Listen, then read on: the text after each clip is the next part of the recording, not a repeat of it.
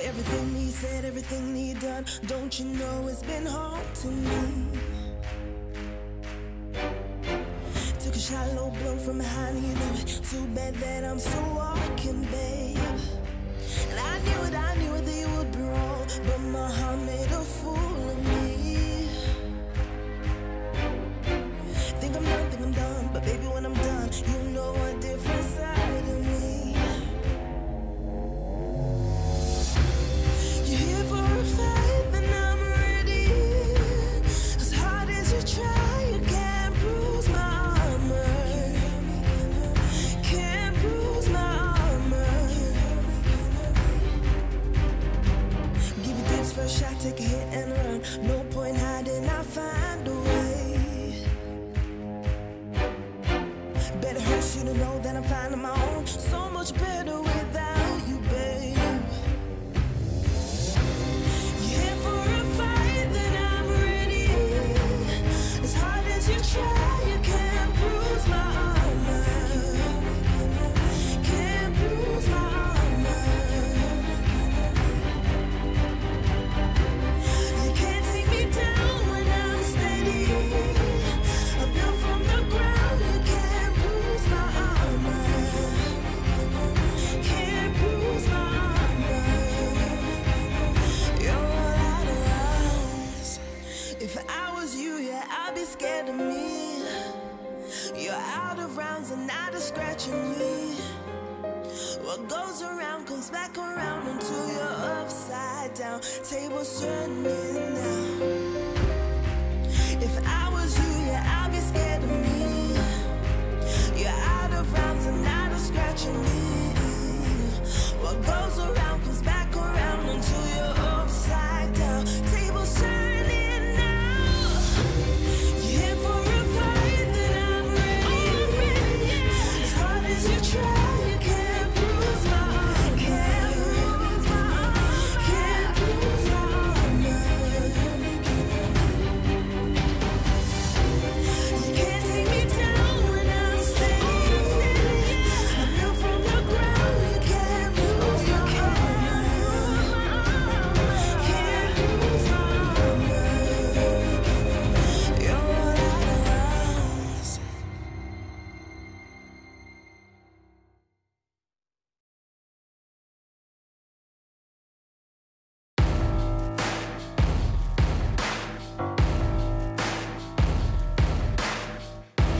Take another tumble, running through the jungle. I know what you came for, but this is what you came for. Riding through the downtown, running from the countdown. I know what you came for, honey, but this is what you came for. Oh, I know I got no excuse, living a lie, but I'm telling the truth. Baby, I know I got no excuse, so cut me loose, cut me loose. This is what you came for, oh. This is what you came for, oh. This is what you came for, oh. This is what you came for, this is what you came for, oh. This is what you came for, oh. This is what you came for, oh. This is what you came for.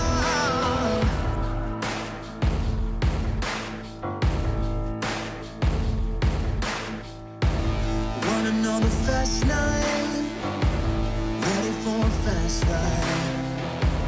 I know what you came for. This is what you came for. Looking for a front seat, then come around these streets. I know what you came for, but this is what you came for. Baby, I know I got no excuse, living a lie, but I'm telling the truth. Baby, I know I got no excuse, so cut me loose, cut me loose. This is what you came for, oh. This is what you came for, oh. This is what you came for, oh. This is what you came for, oh.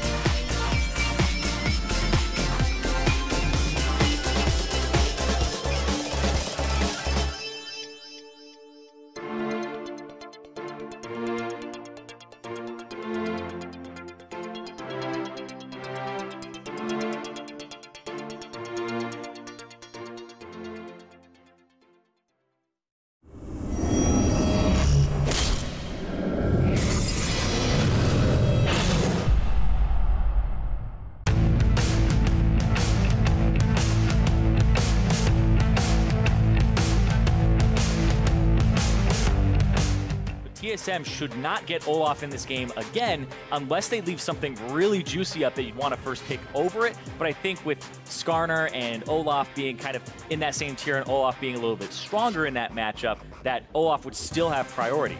We'll see how they decide to prioritize that champion and however else they want to navigate this draft as we get into Champion Select for the second time today. Scion and Gangplank banned out by Clutch Gaming. They don't want to have to deal with Haunter on the Scion again, and Gangplank pretty strong still in his own right, as Azir and Rakan are banned out by TSM. Final ban for the first phase from Clutch is going to be the Tahm Kench, really respecting what Mithy can do on that. I really like this, though, from both Clutch and TSM, because Swain is still on the table. I'm talking about something juicy you can leave up to potentially get the Skarner or the Olaf yourself. That would be the Swain. Otherwise, you ban the Swain here, and then you just trade 1-for-1 in those junglers, but they're not going to do that. Yeah, if you do give over Olaf, but you pick a bunch of winning lanes, a bunch of pushing lanes, the same sort of situation is not so scary. Swain picked up here as expected.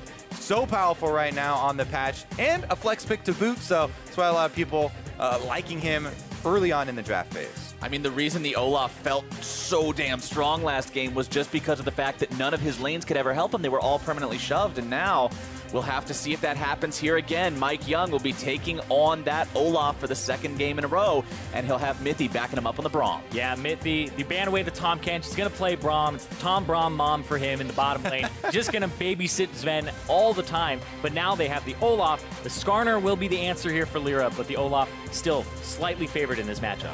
Right, Skarner, very good at dueling a lot of different champions. Unfortunately for him, Olaf is one of the ones that still outduels him even inside the Spire, but it will do better than a Sejuani would. Yeah, not many people are good at dueling Olaf. Yeah, it's not really. Those words just don't happen in a sentence.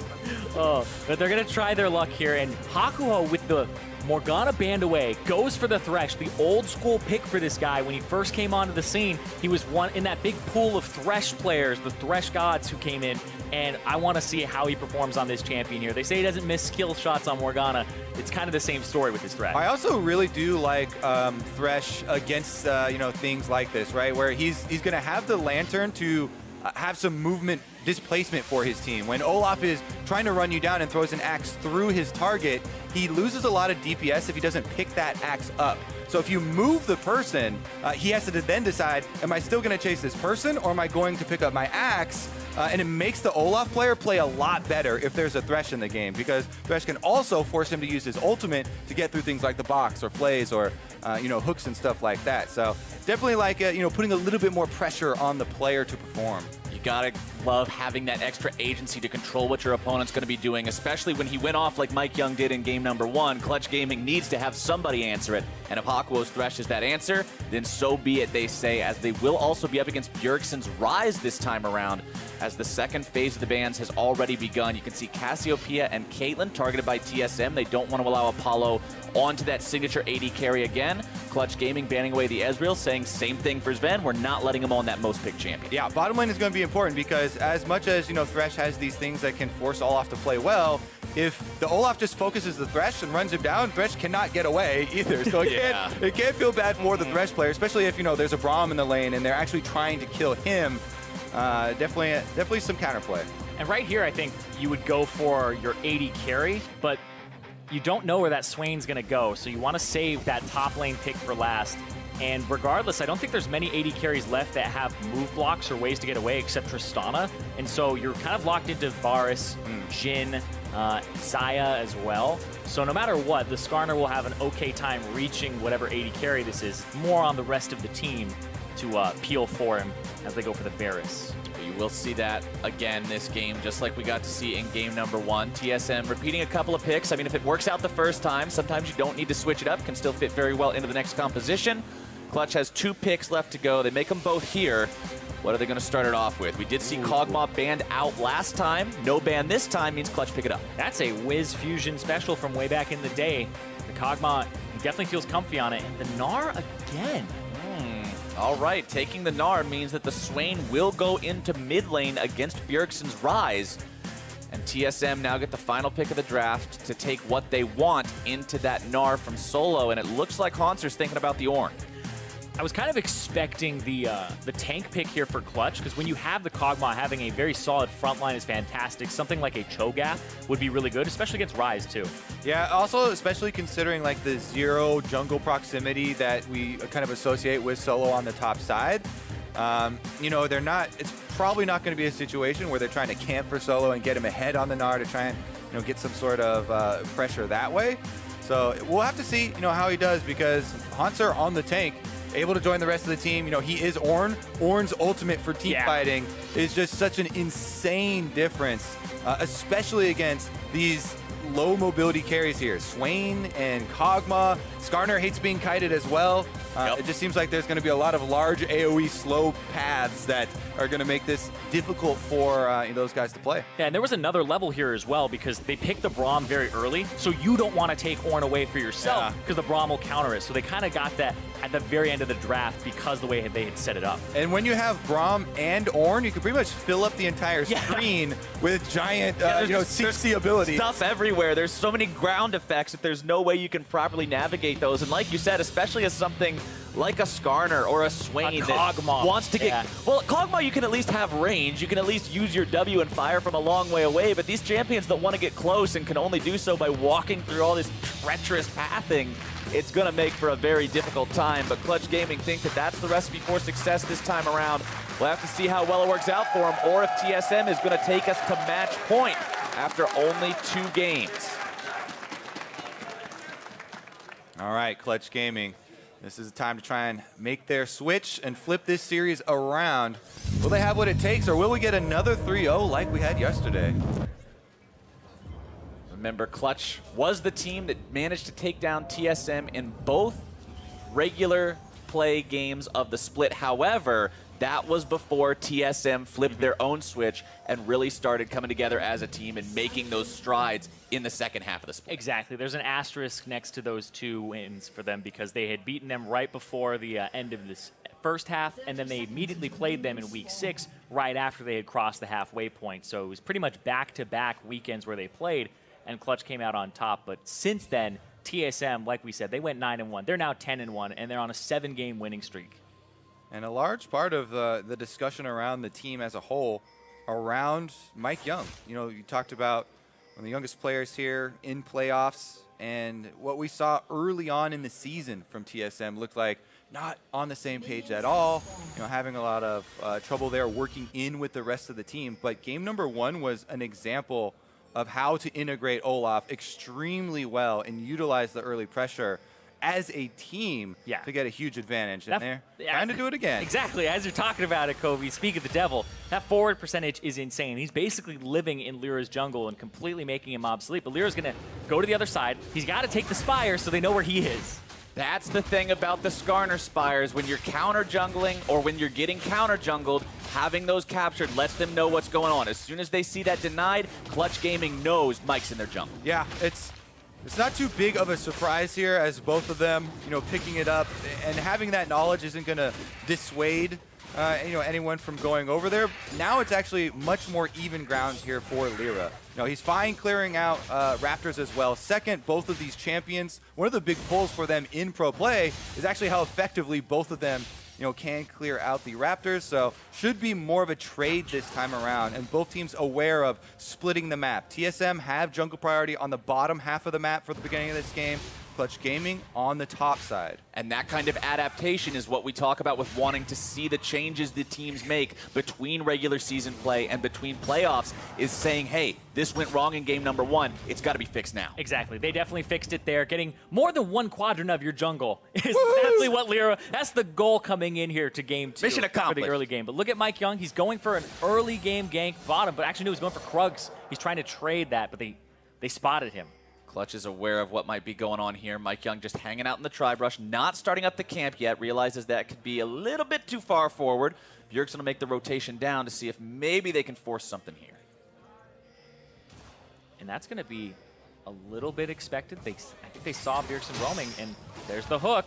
Hakuo starts things off here, getting a flay onto 4 people, but he's still going to be surrounded, nearly taken down, keeps himself alive. But first blood over to Bjergsen. TSM with such an early roam from Bjergsen down bottom side, and they're not done. Apollo's still here. Oh, he didn't mark him. There's the heal. They want to go for more. They don't get the concussive blows just yet. Mike Young flashing away to drop the turret aggro. Apollo goes down. Credit to Mike Young. That is huge for the early game here for TSM, but Lyra on the other side of the wall, I don't know if he's able to do anything here. Thinking about maybe going over, looking for Mike. Mike down to 100 HP. Lyra at least comes around and takes the Krug, but when TSM got 2 kills, that is hardly. And even though TSM, you know, pulled that off with 2 kills and without losing anyone, you could see how dicey it was and why Clutch Gaming, even though they saw them coming, were like, maybe we can outplay. Watch this. Look at Febiven's summoner spells. He hit cleanse because he thought he had TP to help them. He thought he had TP in mid lane, and he hit cleanse with nobody around. He's running Summoner Spellbook on Swain, so he started Cleanse to swap it later instead of Phase Rush where you start TP. So it looks like Febiven, like Bjergsen has said early, he might be in his head. If that is the case, and if you know that's very good detective work there, Zyrene. If he thought that he had teleport and he's telling his bottom lane, hey, don't worry, we'll outplay this dive. I got your back, bro. and then you just see that little white ring pop up around your character, and you're like, wait. Why is my guy not teleporting? Oh, no. That feels really, really bad, but it feels even worse for the guys who got killed from the play. But we talk all the time about how you have to show up when it matters, and that's showing a kind of lack of presence of mind of what the game state is or what he's even done to prepare for the game. And you have to be able to perform in those situations. It's not even a high-pressure situation. It's early game, and the champs like forward, but it just looks like their TSM may have pushed them a little far, and now he's got the TP. He'll have the one that looked like he was going for originally. And Febiven, so far, has not been performing against Bjergsen.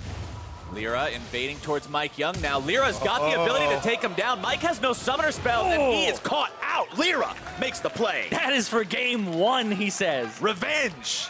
Getting up in Mike's jungle. That also means, again, remember, they have the presence on top side. Solo is pushing in, but Lyra's exiting the area here, so Hanser should be able to CS under his turret. Those are the kinds of plays from Lyra that people associate with, you know, Envy Lyra and him playing Nidalee and going aggressive, Lee Sin, and those types of plays. But he makes the Skarner look good. Use a little blast cone. Flash in there for the Assassin Scorpion, making Captain Flowers very proud. Absolutely. That's how you got to play it, man. Get in there and flex on him. And he's even going for the blue smite, which I see a lot of Skarners go for the red smite to try and duel the Olaf. But he's just going for a little bit more movement speed and kind of, I would assume later, to just dive the backline. But good combo from Febiven. Yeah, he's level 6. Getting some nice damage on there. Part of those Swain buffs just make it so that combo is so deadly once he does land the Never Move, the Vision of Empire. Such a wide radius now, he can chain that very easily. But Mike Young is onto the Drake solo, and it should be pretty easy for him to take this one down. Mithy just comes over to say he helped, and Mike should secure this one rather effortlessly for TSM. Cloud Drake #1 going their way. Yeah, I mean, in the mid lane in that little skirmish we just saw, we saw kind of the after effects because Bjergsen with this early roam, you do sacrifice some lane experience. We were talking to Jad a bit earlier discussing, you know, Febiven and the playstyle and him being one of the mid laners that when the opponent roams, likes to just shove out the lane and gain that, you know, lane advantage and some tower damage instead. In that case, there was an extra added layer of the summoner, but we got to see the upsides of it. He's got the pull. They're looking for the play bottom. Sven's going to be chilling smited. Lyra decides, okay, that's fine. We're just going to go for 50 instead. But the hook comes through. And now both TSM bottom laners going to be in some trouble. Sven still trying to walk away from this one, but Apollo's got the damage. One more auto attack should do it. Can he find it? It's Hakuo, who rips the soul right out of him. He's on that playmaking thresh, and he is making plays early with Lyra. I loved kind of the decision making there from Clutch Gaming in this bottom lane play. They go on Sven initially, but then they take the Braum, and they know that Braum's next move is say, hey, come here so I can jump to you. And Hakuo is aiming the hook, expecting this, kind of thinking one step ahead. They end up grabbing both. And that is huge because that bottom lane is the one that got dove early. They reverse the pressure before a turret can go down, and now they allow themselves to equalize here. This is a great gank from Lyra. Okay, so they started off, he's level 6, they force a flash out of Sven, then they take option number 2, knowing that the next step would be to, jump to Sven. Great job there by Hakuo, grabbing him in as well. And then Mike Young arrives. Oh, they've already lost it. So abort mission. TSM, they cancel everything and just take the 2 deaths. And that's a situation where Lyra doesn't have flash from before. Right. And so a flashless Skarner going for a gank like that, and even having it succeed against two people who have flash is huge. You can see right there on your screen, Lyra as Skarner, 4 wins, 0 losses with a 4.8 KDA throughout Spring Split here in 2018. This has been a champion that he has performed incredibly well on. He does a little bit, kind of a different thing than most people do. Like invading an Olaf on Skarner is something that is pretty unheard of. You usually just go farm your own jungle and try to outpace them, but he's very aggressive on this champion and even takes plays like that where you go, okay, it shouldn't work, they have flashes and I don't. He was able to go for the risk. And I really do love it when I see people invading Olaf at the proper time. Because as strong as he is in 1v1s, you know that, especially in that situation, he has no flash, he has no ultimate. Olaf does get low in the jungle because he will get bonus attack speed from the passive, but in getting low, you have the opportunity for people to, come kill you, which is not often the case because they are so beaten up from the early stages. And you even saw Mike Young there. He's killing the Krugs. He actually leaves a few Krugs there because he's like, I just died doing that last time. That gold is not worth it. They're not worth. Exactly. Not falling into the same trap twice. Not in the same game. Mike Young still 1-1-1 on the Olaf. He's got the Cinderhulk completed with the Skirmisher Saber, so he's got a lot of dueling potential. But like you guys already mentioned, it's Lyra who's got the extra chase down power with the Chilling Smite. He'll be looking to continue to set up those plays for the team. Now they're headed bottom side, though. Both of them have Predator ready. Mike Young has the control ward and the mid laner. And Mike Young is just ready to start off on this one, but he pops the Ragnarok for pretty much no effect. And that means that it now might be up to Clutch Gaming to look to make a play. They can't really get an opportunity just yet. Haunter decides to blow the horn and go after Solo here, who's going to be stuck in Mini-Gnar form for a while. Haunter gets some decent damage down there. Going to continue the chase after him. Bjergsen coming around to cut him off at the pass. Oh, he's got Solo seeing that, trying to get himself away. The flash comes out. Bjergsen looking to finish this one off, and he'll get it.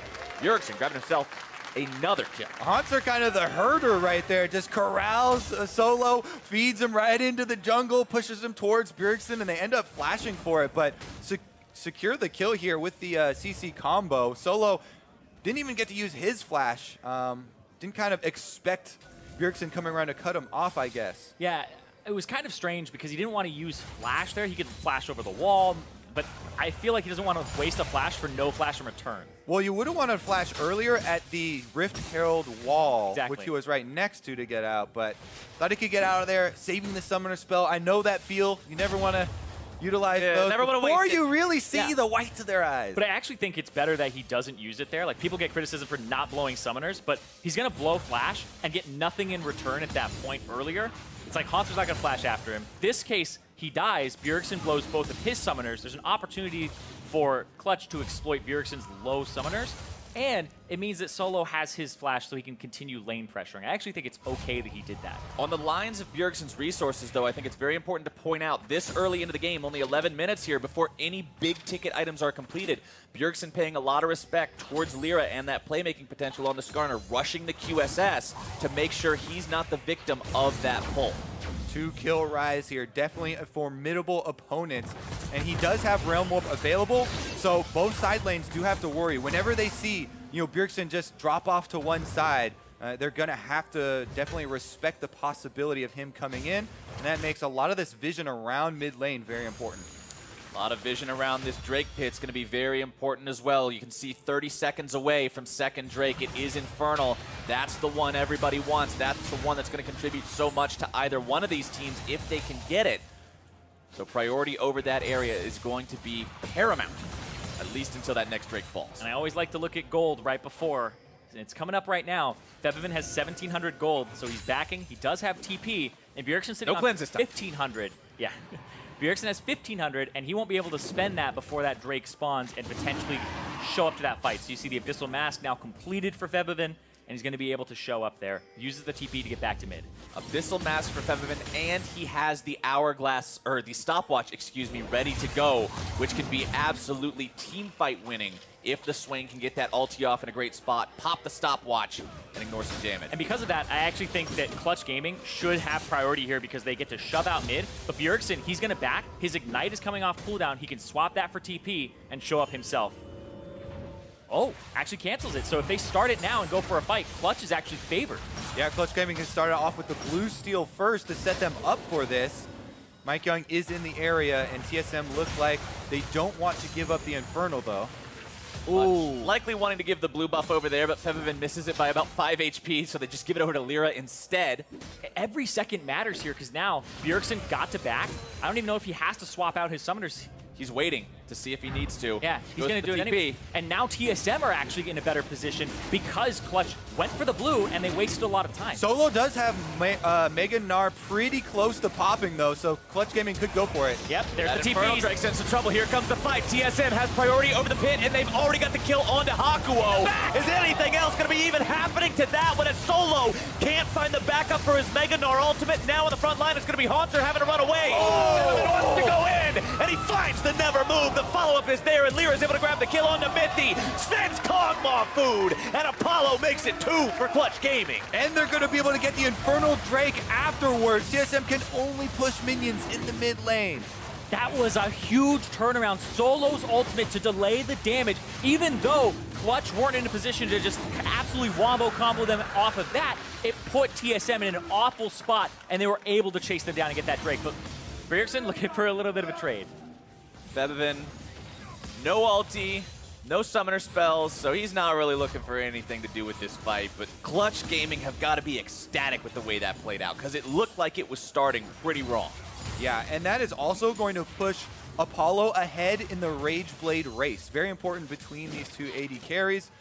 You know, he does have 2 kills to his name here on the Kog'Maw, and he is able to complete it in addition to some Merc Treads, because there's so many of those CC abilities that we talked about in Champ Select that he's going to have to navigate. Here's another look at how this dragon fight all started out. And you can see the hook lands onto Mithy as he flashes in, and then Lyra goes after Haunter here. He actually suppresses him so he can't hit the second part of the Ornn ultimate and affect that backline as Solo got that massive 4-man ulti. Yeah, it was kind of an exchange of tanks there, as both of the frontliners teleported into the opposite side and then tried to make their escape. But because everything from Mike Young was blown early on their Thresh kill, it was a very low health Olaf with no ultimate available. So he, even though he didn't die, he was kind of out of the little skirmish there. Pretty useless, yeah. Yeah, and so Apollo, he flashes just to follow Sven to get the extra kill on the AD carry. And I just want to talk about Clutch Gaming as a whole right now, because this is one of those teams, I mean, if you look at the names on TSM, these are names that you see as, like what we were talking about earlier, these guys who expect to get to the finals all the time. When you look at Clutch Gaming, yeah, you've got some experience in those types of positions with someone like Febiven, but you've got 3/5 of the Envy roster from last split. You've also got Solo, who's experiencing his rookie split here. You've got these guys who you don't know how they're going to perform in playoffs and in these best of 5s, and they are making a fantastic adaptation in game number 2. But you even go back to the early days of Envy where they were very low in the standings, 10th place, looked fantastic in their game still, just didn't have it all together, and then they made playoffs, and it was still, hey, upgrade solo laners. Now they have Febiven, who has championships of his own. Apollo said himself in the video pre-match that he's seen the banners hanging up here in the North American LCS and always thought, those are not for me. But with this team, he thinks they can do it. Feels like they're playing a whole different game now, and they're definitely giving TSM a run for their money here in this game. They're up a couple hundred gold, but Solo's found himself in the middle of a 1 versus 3, and there is no way out except back through the spawn platform. Bjergsen goes on a killing spree, and now it's going to be a race for some turrets. Oh, those bottom lane minions, those are not for you, Solo. Not today. The life of a top laner. Shelly. Don't have flash like that, you're just going to get knocked down, but you're going to see here, trying to actually push 2 lanes at once. They'll try to trade turrets. They knew they weren't going to win the first turret race because of the fact that TSM already had that bottom lane tier 1 so low. They try to push the 2 lanes, like you said, to make it so they come out on top through that respect, but they can't quite finish off mid lane. But this looks like a classic TSM from the old days here. Bjergsen 3-0-1. He's been performing magnificently throughout the last 10 games, and they just gave him solo turret gold on the bottom side. They are trying to buff up Bjergsen in this matchup and set him up to carry. And it works well with their team here. He can split push on the rise, create some side lane pressure. And then they also have the tools with the Ornn, with the Olaf and Braum that we talked about to try and actually create that space. Let's take a look at the wards as well, as TSM have kind of set them up down on that bottom side, allowing for a lot of that play. Fabivin will continue pushing up mid lane for now. We talked about before that Drake fight how he had the Abyssal Mask and the stopwatch for himself. Things haven't changed too much, and really the big turning point for that Swain is going to be 2 items, because that's when the Zhonya's Hourglass comes online, and that's one of those big power spikes that everybody sees as so iconic for the champion. But even if when he hits that point, he's 1,500 gold behind Bjergsen, who will potentially go for split push plays, and the question is, despite the items, can he actually match the Rise with the Realm Warp plus the teleport? And if they can't match the Rise, and they have a team that relies on like a Flash Skarner initiation or a Flash Gnar initiation or a God Hook from Hakuo, those are difficult to pull off into a 4-man squad that has Ornn ultimate for defense, Braum ultimate for defense, and does have some ways of evading some of the hard engage. Right now, though, MikeYoung's actually trailing through the jungle with their split pusher Bjergsen here, and they might even go for the side lane play instead. Yeah, Solo does have Flash. Trying to pick on Solo because they don't give him much attention, and there it is. Here we go. Flash for both Bjergsen and Solo going to be answered by one another. Ulti from MikeYoung, but that means Clutch Gaming has the opportunity to push here in the mid lane. Varus ultimate going to be used trying to keep this alive for as long as they can, but it won't hold long. Yeah, the opportunity cost of going for a 2-man play on bottom side, it allows Clutch Gaming to get that objective and get some global gold for themselves here. And also, that's the mid lane turret, so now you get to push up, and there's both neutrals coming out. Oh! That was the flash out of MikeYoung because he didn't have ultimate. Knew that was going to be a true death sentence if it landed, so he had to pop the summoner, get himself away, especially with Baron and Infernal Drake both spawning in under 30 seconds. And you can see mid-priority is the name of the game. With that turret down, Clutch get to push towards that tier 2 with their minion wave, and now they get to pivot to whichever side they want. And it looks like, despite the Baron coming up a little sooner, it's a harder objective to take, you know. Infernal's pretty easy. Just a little bit. 2 Infernals would be really nice for them. 2 Infernals could definitely be a win condition if this game goes later on. Clutch Gaming staying very, very even right now. You can actually see the gold not even 100 apart. And I think that they should be able to take this Infernal as well to double stack them for themselves. Oh, actually, they get a hook instead. Hakuo finds that onto Mithy. They get a little bit of damage down there, but nothing that's going to break a fight just yet. With Ingenious Hunter here for Lyra, his cooldown on Righteous Glory is already back up, as well as the Predator boot. So they also have the opportunity to try and speed boost in there with Skarner. Skarner's got everything available. Fabivin also still having that stopwatch, has the ultimate ready, the flash as well.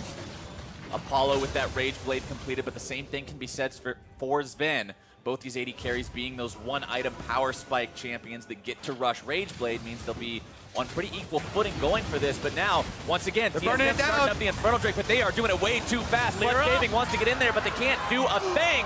And the Realm Warp gets them out clean from TSM. Bjergsen with the magic tricks. Now you see the Infernal Drake. Now you don't. Poof. It's gone, and it's right under TSM's scoreboard there. That ties that count up and keeps the game truly even when you account for the gold and the stat value. Even though Clutch had it warded, there's this control ward on the side next to where the pixel brush is. TSM put like 4 people in there, waited for Clutch to go answer mid, and then they just rushed it down. It was a quick kind of switcheroo. Well, that switcheroo ends up getting them an incredibly valuable neutral objective. In a spot that I don't think they really had, you know, much right to get. They actually played it very well, because having that mid turret down means that you shouldn't be able to contest it when the enemy's is still up. But they're able to do it, and they come out on top with it because of a clever macro move. Speaking of clever moves, I want to point out right now that Lyra has paid the Skarner tax as the Skarner. He picks up a QSS to make sure that when he's going in there with the Righteous Glory or with the Predator or whatever he wants to do, he's not going to get stopped by a Rune Prison or by a stun or by a Varus ulti. He needs those big pulls. Brought to you by the man who would swap his cleanse, his smite for cleanse. Lyra definitely really likes being able to get out of CC effects in these fights later. Yeah, I mean, we did see this yesterday as well. If your opponents can use it, means it's fair game for you. Yep, all's fair in League of Legends. Oh, another cool thing, like you touched on, Kobe, was the Ingenious Hunter for Lyra. He's actually holding on to his warding trinket, and you see he's got 69 in terms of his vision score right now, and that's because Ingenious Hunter reduces the cooldown of your trinket as well. So he's been warding up the wazoo instead of denying vision and allowing Hakuo to kind of see where he's going to throw these hooks. 71, a very impressive amount of vision score when you compare that to the fact that support's only sitting around the 40s right now. So a lot of work being done in terms of those extracurricular activities for Lyra, not just making the big plays in the fights, but making sure that they're ready to set up around it as well. And he has been one of the big difference makers in this game compared to game number 1. TSM focused him so heavily in game number 1 with a very successful early game plan, but they have been able to recover on the side of Clutch Gaming this time around to make it a much more interesting series. Very well set up here with red buff on Apollo level 11 as well. Ooh. Teleport even coming in, actually. That's from Febvin to kind of return to the lane and shoot out because they had lost track of Hanser. He had dipped into Fog of War. Yeah, maybe they were worried about the hard engage. We talked about the speed with which Ornn-Olaf combination can come at you. Also, sometimes, you know, the control wards that they have standing around Baron right now, trying to get over there to help retain their vision control around this area. But yeah, definitely using the teleport this time. Oh. Another nice hook from Hakuo over the wall. Mythy going to be eating that one as now the Ornn ultimate comes through, finds its way down onto Apollo, who's going to be forced back a little bit here. TSM trying to strike back at what looked like an engage from Clutch, but they're still hanging out pretty comfortably. Solo looking to go in, trying to find the opportunity, has the flash, doesn't go for the Mega Gnar, and TSM breaks it off. Yeah, TSM blew the Ornn ultimate and the Varus ultimate. They're two giant crowd control team fighting abilities there, so Clutch Gaming were looking for a little bit of counter to punish this small timing window on the back of it.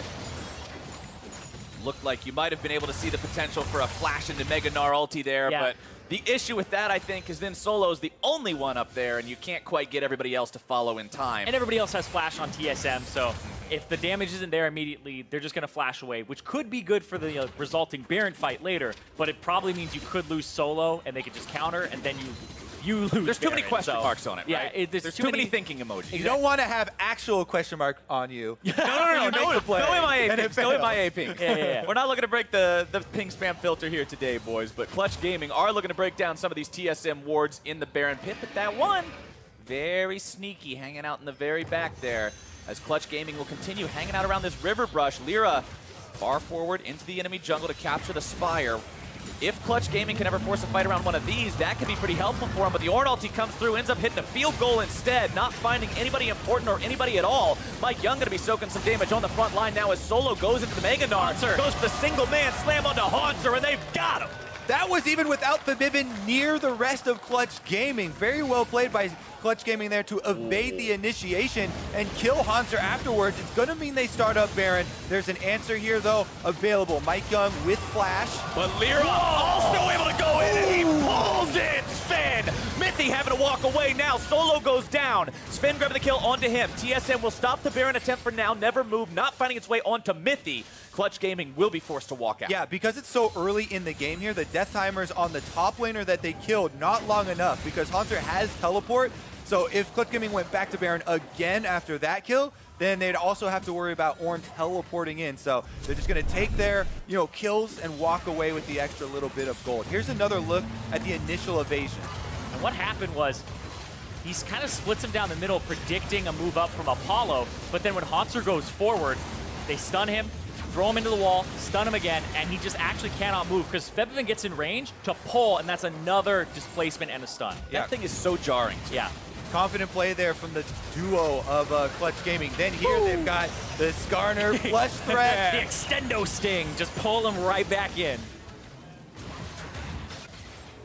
Good stuff from Clutch Gaming, showing that they're still able to find these opportunities time and time again to turn the plays around if TSM missteps. But TSM now saying they can find those opportunities of their own. They want to capture the Skarner Spire, take back control of the Baron pit, force Clutch Gaming to now answer that. Drake is live for the 4th time this game. It is Ocean number 1.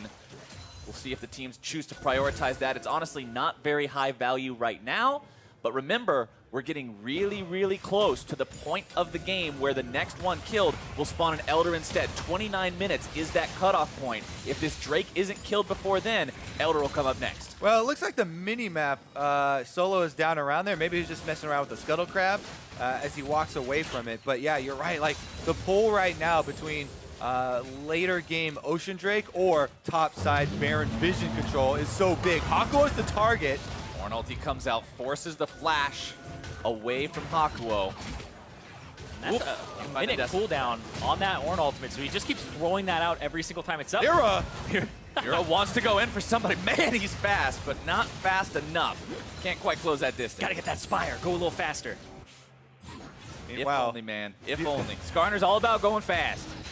Well, he definitely can do that at this stage of the game, but the QSSs are coming through. You look at the entire backline here for TSM. Bjergsen already had one really early on in the game, but Sven now with one as well, Mithy with one himself. So the options are starting to dwindle. That's why he was running straight at Haunter, right? If you get That's the the only tank, guy you can pull. give me him. Don't pull the tank, but it's the only person he can really pull in these fights. But they actually think they're safe here. Clutch, they swept the pit. They didn't see that ward. Now they put down the control, and they try to do it. Haunter has teleport, but he's not starting the channel yet. Mike Young has flash that he could try to go for this. Baron going to be taken down to half HP. Solo whips the Mega Gnar! He's going to be bursted down in the front lines as Mithy keeps himself alive. Featherman will stay on the front lines, trying to tank this one, but disaster for Clutch Gaming signals a retreat. Mike Young wants to chase after them, but he can't quite do it just yet. Lyra looking to maybe come back in, make some kind of a play here, but Clutch strike out on that one. Ooh, a big fumble there from Solo, and it looked like they were just trying to make something happen off of the engaging TSM because they were about to get flanked by Haunter, but it didn't land. My goodness. They're not going to get too much else off of it, though, because, again, it's a top laner with only 20 seconds left. He has his teleport available now, and Clutch Gaming just burned Haunter's. Let's take another look at how it happened, though. All right, 5,000 health on the Baron. He goes Mega after he whiffs it, as you said. Put him in the room prison. Everyone focused him down, and then they also kited on the outside of the Vivin here, forcing his flash in the 5v4. Yeah, we've all been there. I love Solo's, they're so subtle. The roll of the eyes from before and then that one, just, that's all you can really do. That is about all you got at that point. TSM will finally go after that Drake. And by the way, it is post 29 minutes, so we will get to see the Elder Drake coming online just 6 minutes from now.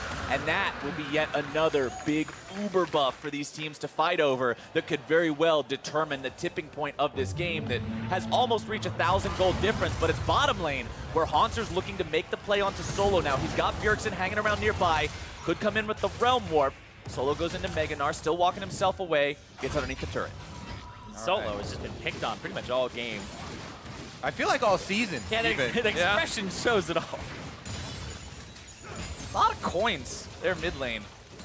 Things all just came out of nowhere at once, but Aqua will pick up a couple, keep himself walking back towards that Baron pit again. It's all about the vision. Like you said, Kobe, yeah, you've got a mid-game, late-game Ocean Drake that doesn't really mean a whole lot, but these wards could just determine who gets Baron, who gets caught off guard. Well, it's so important to keep them up. And then if they are continually having these little skirmishes around Baron and around the Vision, then the Ocean Drake then maybe will come into play as far as regenerating up after a blunder. Maybe you miss an engagement, someone gets chunked down, because it does look like it is going to settle into a fairly standard play here. Control wards are being cleared out once again. Solo still trying to make some headway here down on the bottom turret. And we have to think about this Kog'Maw here for Apollo. He's got cleanse, and as they hit that late game, rooting him up and having ways to get away is going to be huge because he's also just going to output a lot of damage. A lot of the gold is on him from Clutch.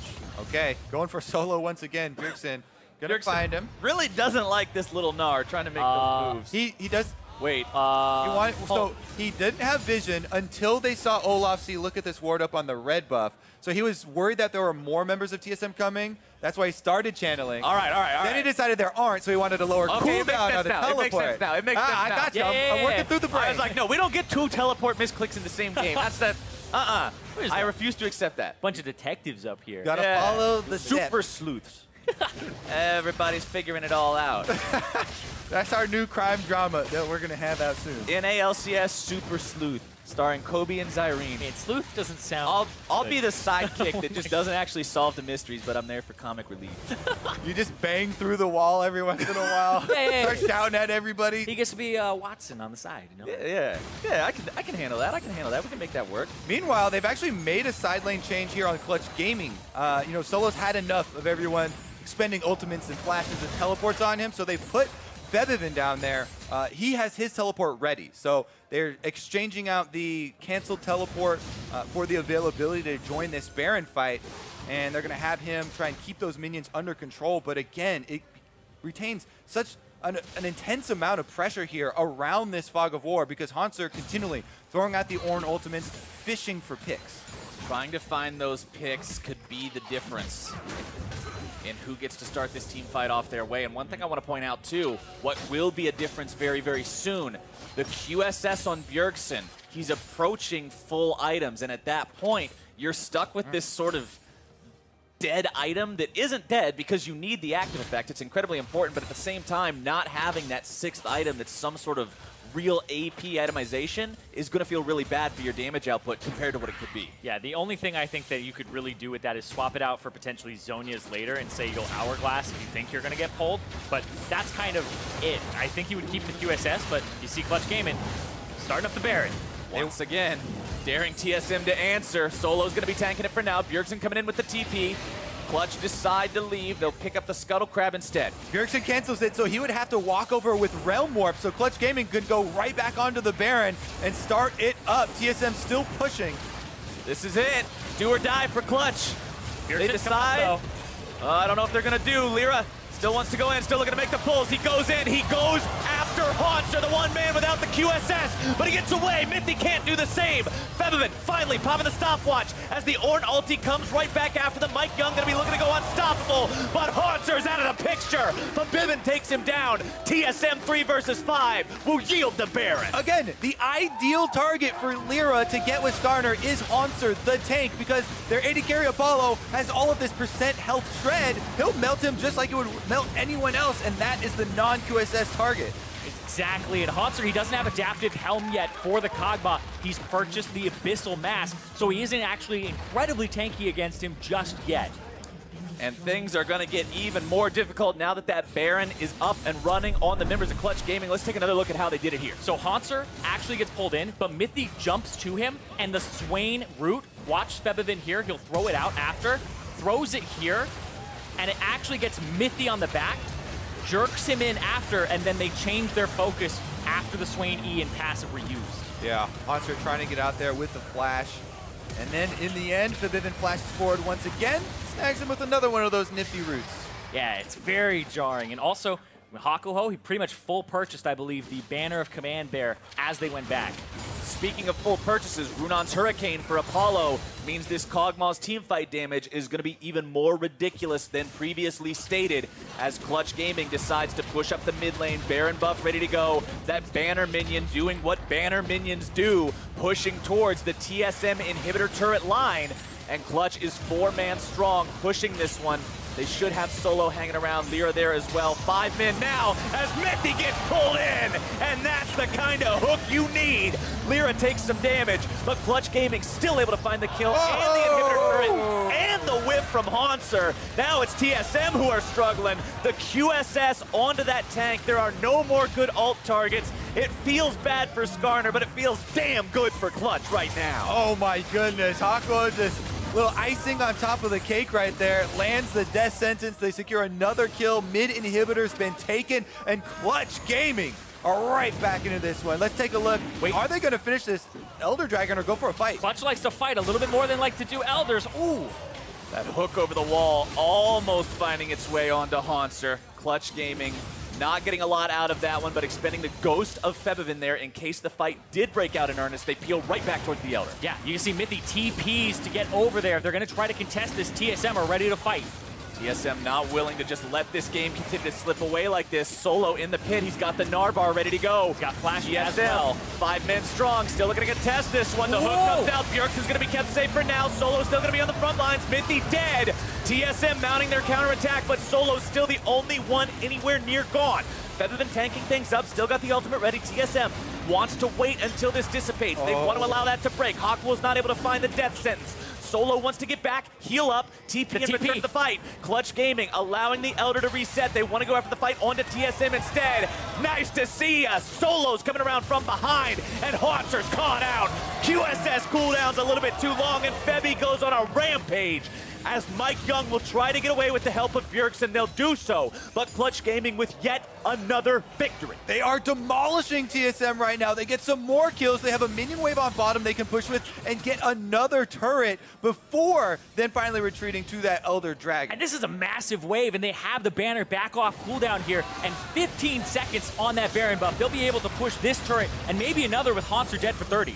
Tier 2 out of the way, Tier 3, their sights are set. No tank, no big front line there for TSM. Hakuo, it's like it's a point and quick.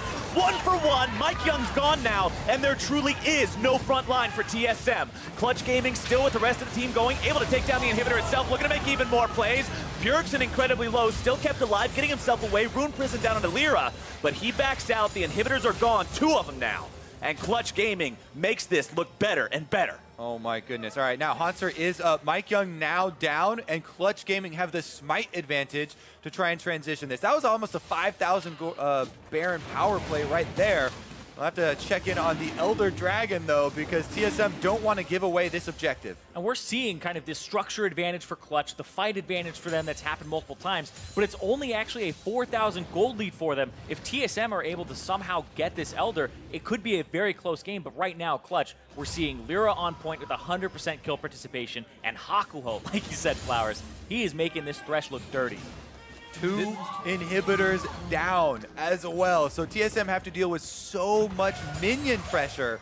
It should make it easy for Clutch Gaming to set up for the Elder Dragon. And that means you have to, again, walk into some jungle corridors. You have to worry about the QSSs, who has them active, and who's going to get hit. And Clutch Gaming, their style has been, they don't like to take those big objectives unless it's a for sure thing. They are more, no risk, way more on the side of fight after you bait them in towards the objective. And since they have tools like the hook and the Skarner pull, they're definitely going to go for a lot of baits here.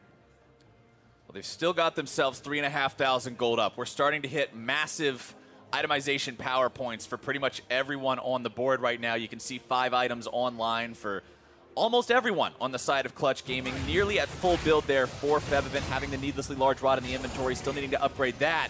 But it's going to be yet another fight near the Elder Drake. Clutch Gaming has the Spire. And like you're talking about, Irene, Clutch Gaming have been patient. So they have the minions pushing with them. They just want to delay TSM right now, let their minions get closer to finishing the job. But there they go. Here we go, onto the front lines they are. Lyra going to be taken down, already out of the picture, but now TSM's found their team fight. On the front line, Solo's going to drop just Nexus. Fevivent looks to at least get something in return. Spin is down, a big pick there onto the enemy AD carry. Clutch Gaming, 3 versus 4, but they've still got both their big damage dealers. TSM's on the retreat. Fevivent looking for the never move, not able to find it onto Bjergsen. But the death sentence! Hakuo is a freaking monster this game! Yep, they're teleporting in to the Nexus turrets with the super minions. Fevivent will look to take down the Nexus turret as Hakuo goes fishing yet again and just lands hook after hook after hook. And Fevivent will seal the deal onto Nexus turret number 1, the second, soon to suffer the same fate. Very long death timers on multiple members of TSM. The Nexus is low, the team is down, and Clutch Gaming will tie this sucker up.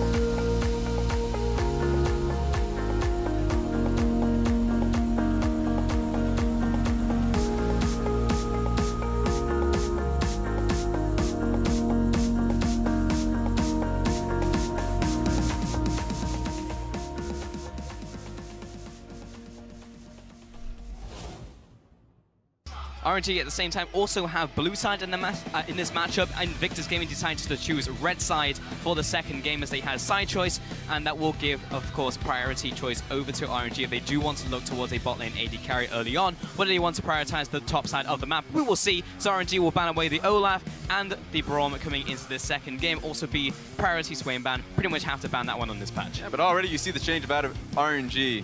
280 carries bans, no more. So the Braum immediately taking its place. They thought that the Braum was way too much in lane to deal with, incredibly annoying, especially if it's tagged up with the Kog'Maw. A lot of the weaknesses that you have out of the AD carry gets covered by the fact that Kog'Maw gets that extra bit of range on his W. So suddenly, yeah, you got tagged with Braum passive. You're likely going to just be, I would say, yeah, sure, you die off of it, but mostly you just get coaxed into a fight that you didn't want at all.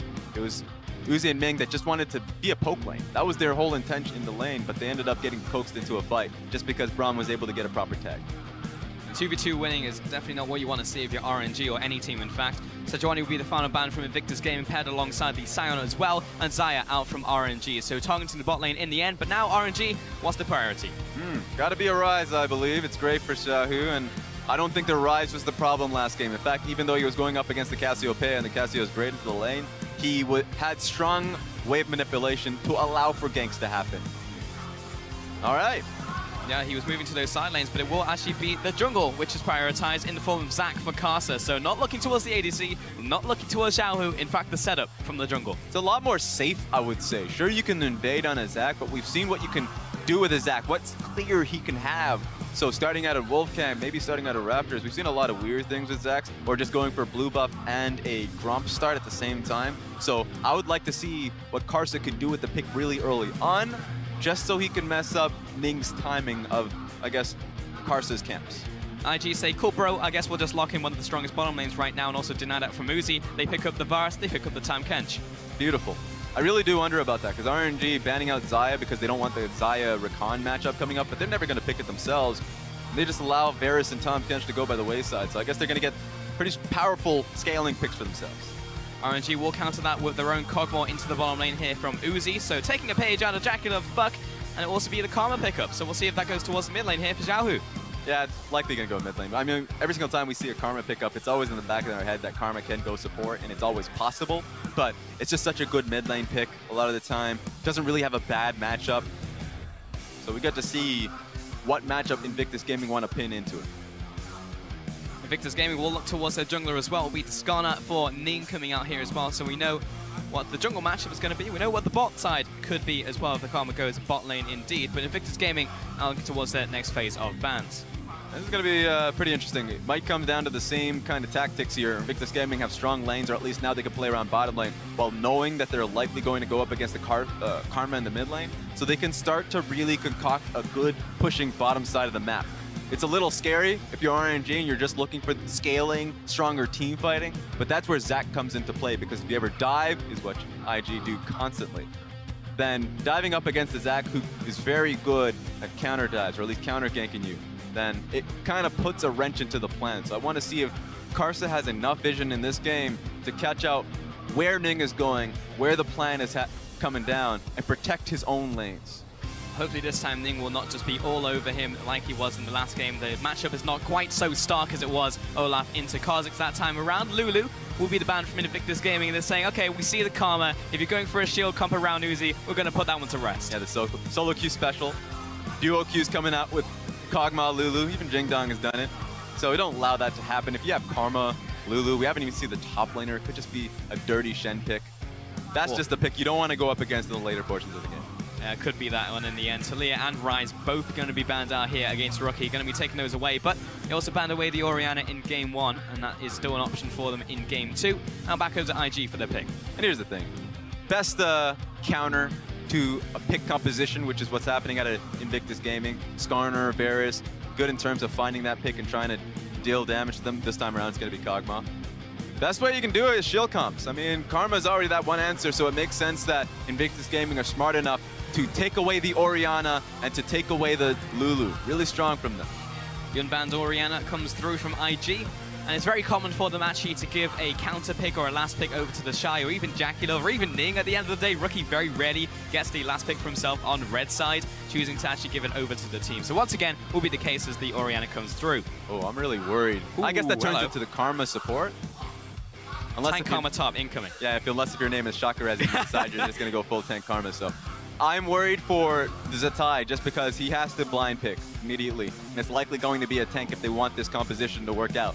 So if he picks himself a Shen, anything just that's raw tanky in the top lane, and Invictus Gaming are holding onto their top lane pick, could very easily be a Jace. Just something that can break that apart. Actually choosing to go for a dual threat right here and throw the Gangplank into the top lane, but that is into the Shy, who gets counterpick. I think Camille will come through. That's a really strong answer towards the GP. Maybe Gnar, anything that looks to dive the pick. We already have Skarner coming through, which has a lot of utility, but follow up with some raw damage. The Shy is definitely thinking right now because he has everything under the sun. There we Do go. it, Skywalker. Bring out the Fiora. Take out Zatai in the top lane. Pick up the carry. And that's what we want to see out of the Shy. What he's known for is the ribbon picks and, of course, the Fiora picks. We saw him rocking the Fiora last year, and sure it was rocky points, but we saw a lot out of him, a lot of raw mechanics there. So he gets not only time with the team, to mesh with the team, to know how to play around him, but he gets to go back on the pick. So this is going to be a different Shy entirely from what we known his Fiora for. He's not going to get ganked repeatedly. He's going to have Ning in his back pocket.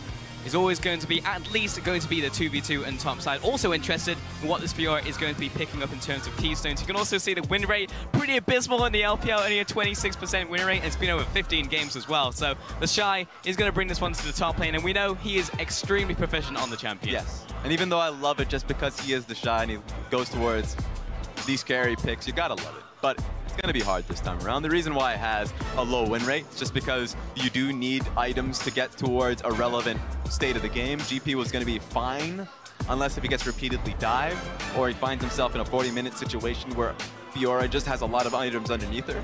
And remember, there's a Galio in this composition as the side of RNG, so looking for early plays post level 6 is going to be incredibly difficult on the side of Invictus Gaming.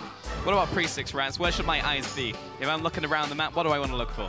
Oh man, I'd say mid lane immediately. Mid lane and jungle. Jungle just to see if you can find Zac early on. Because the one thing you don't want is a Zac unseen. Because a Zac unseen is likely going to just dive you. You want to be able to catch him in his early pathing so you know where he's going to path towards and you can have proper vision as to what lane he's going to gank. Because what's annoying about Zac? It's very hard to ward from. He's everywhere.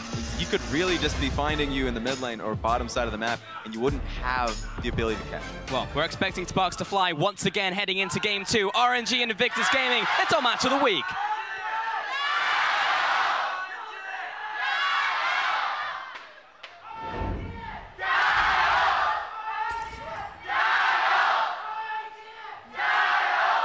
Again, the fans out here in full force, live from Shanghai. And right now, RNG are looking towards Invictus Gaming, pushing them back in their jungle, looking for some early vision as well. And actually pushing in fully. Rookie's going to see them heading in, however. And Ning is just on the tail end right here, looking maybe for a ward over into Wolves or even into Blue itself. Yeah, get a good start for Karsa, just so you know where the Skarner's starting off. This is going to be a lot of downs onto Zhao. He was completely split up from the team. He's going to have to flash away. Baolan thinking about following through, and JackeyLove will send him packing.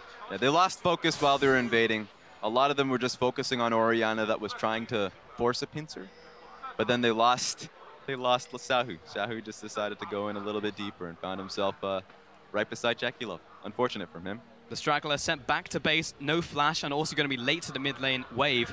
Take a look at some of these keystones. Will be actually the Kleptomancy for the Shy into top lane, something we have seen pretty frequently from the Fioras, and the Zatai will be doing the same here as well. So back to the Klepto GPs, and we see the Klepto Fioras more so into tank matchups, but she feels confident that she's going to be able to get the procs onto the GP, so she has to do well early on or she's going to lose a lot of gold if she falls behind in the matchup. Yeah, something we've seen Gimgoon as well pick up into the top lane. And immediately both of them pick up red potions, fantastic. Into the bottom lane, JackeyLove and Baolan once more. Going to be facing down Uzi and Ming, who get the first push on this Kog'Maw. It's an hilarious stat that we've shown up. Yeah, Invictus Gaming, at 15 minutes, incredibly far ahead in every lane. It happens often. This is why this specific game is so interesting, because both teams usually have the inclination of having a stronger early laning phase. And even though we see the Kog'Maw here, having the mage support and Karma sure, so you have the Ardent Sensor later on, but it's such a good matchup into the tank matchup. So we get to see a rare mage support, just so Uzi has a good laning phase. Yeah, Ming down there on this one. Meanwhile in the jungle, just watching them clear out the jungle camp so far into this game. Zach just going to go towards those Raptors right here before heading up to his top side of the map, going towards this blue buff, and maybe then looking towards the Shy, who will get the initial push down onto this gangplank. Yeah, this is very safe for Karsa. The fact that he was able to go through his camps just unaffected by enemy pressure, just because Skarner was able to just take his own camp alone. So he's going to be pretty slow to getting to the next location. Ning also pushing up there, actually just going through mid, so we're going to say hi to Xiaohu on the way past and go towards his own Raptors. Baolan is pushing forwards, has the Unsealed Spellbook on this one, doesn't have the Glacial Augment, so doesn't have the run you down time Kench, but will still be able to get the auto attacks down onto Ming. I love Glacial Augment and approach velocity when you have raw tank matchups, just because it's easier to walk up to a melee champion and get the gobble. Going up against the mage champion, it's usually fairly difficult because they're at such a distance, especially Karma that has the shield and speed boost. It's not going to happen. Xiaohu gets the taunt down onto Rookie, and Castle was there as well, just saying hello, but Rookie reads this one, starts to back away, opens up enough distance, and he knows that Ning was here as well, who's going to immediately launch himself onto this blue buff. Casa, is he going to go towards the blue buff first or go towards somewhere else? Well, he's about to see Ning in just a second, places the ward over the wall, will turn into a smite contest on this one. He jumps in, managed to get the smite down to Casa, and Ning looking for the damage back on towards him. Notice that his mid lane was pushing up, indeed the top lane as well. So Casa will be the one to back away, but get away with his own blue buff. Yeah, it's a strong way to get your own blue, of course, when you get him popped up into the air. It's enough damage as well, recognizing that it was in smite range, and there's no way for Ning to smite it while he was CC'd. So good for Karsa to be able to pick it up. He's not going to have help from his own lanes just because Fiora and Orianna are pushing in. Karsa jumping back towards the Grump as well, and Ning is just constantly invading, constantly taking everything away, and this time Karsa didn't have the smite, only just came off cooldown, and Ning can take this one away. Yeah, it's relentless. It's ruthless. I'm just surprised that RNG put themselves in the exact same position in Game 2 after recognizing that they were getting pushed in so frequently in Game 1, and Ning was all over them. So once again, Ning is back in Karsa's jungle. Oh, flash forwards out from Rookie, and Ning was right there to receive Crystal Slash and just honestly a drive-by of a kill. Yeah, Canada Post Delivery Service, I get the kill, and I'm peacing out. That was pretty hilarious. The fact that I think Rookie thought he was getting the kill, 100%. And it was the insurance policy of Ning just to go for the drive-by. There is no escape, and Ning looking towards the bottom lane, maybe coming in for yet another gang. However, the recall is coming in from Baolan, who is level 4, so at best this will be a 2 versus 2 unless he's looking for the counter gang. TP coming through. South from Baolan. Carson, meanwhile, was actually trying to solo out the dragon. Yeah, what indeed. As Ming is trying to escape from this one. Uzi wants to turn it, but Baolan eats him up and ready for the gobble. It's a 1-for-1 trade. Ming was trading off against Jackalove. Carson coming down into the bottom lane. It's a 2 versus 2. Flash out from Ming. He's out of mana, and now Xiaohu rotating into the bottom lane. Ning and Baolan needs to get out of here. And Baolan, does he have the Devour backup? Doesn't look like it. Oh, just in time, and saves Ning. My God, the fact that Uzi was able to trade right back onto that along with Ming.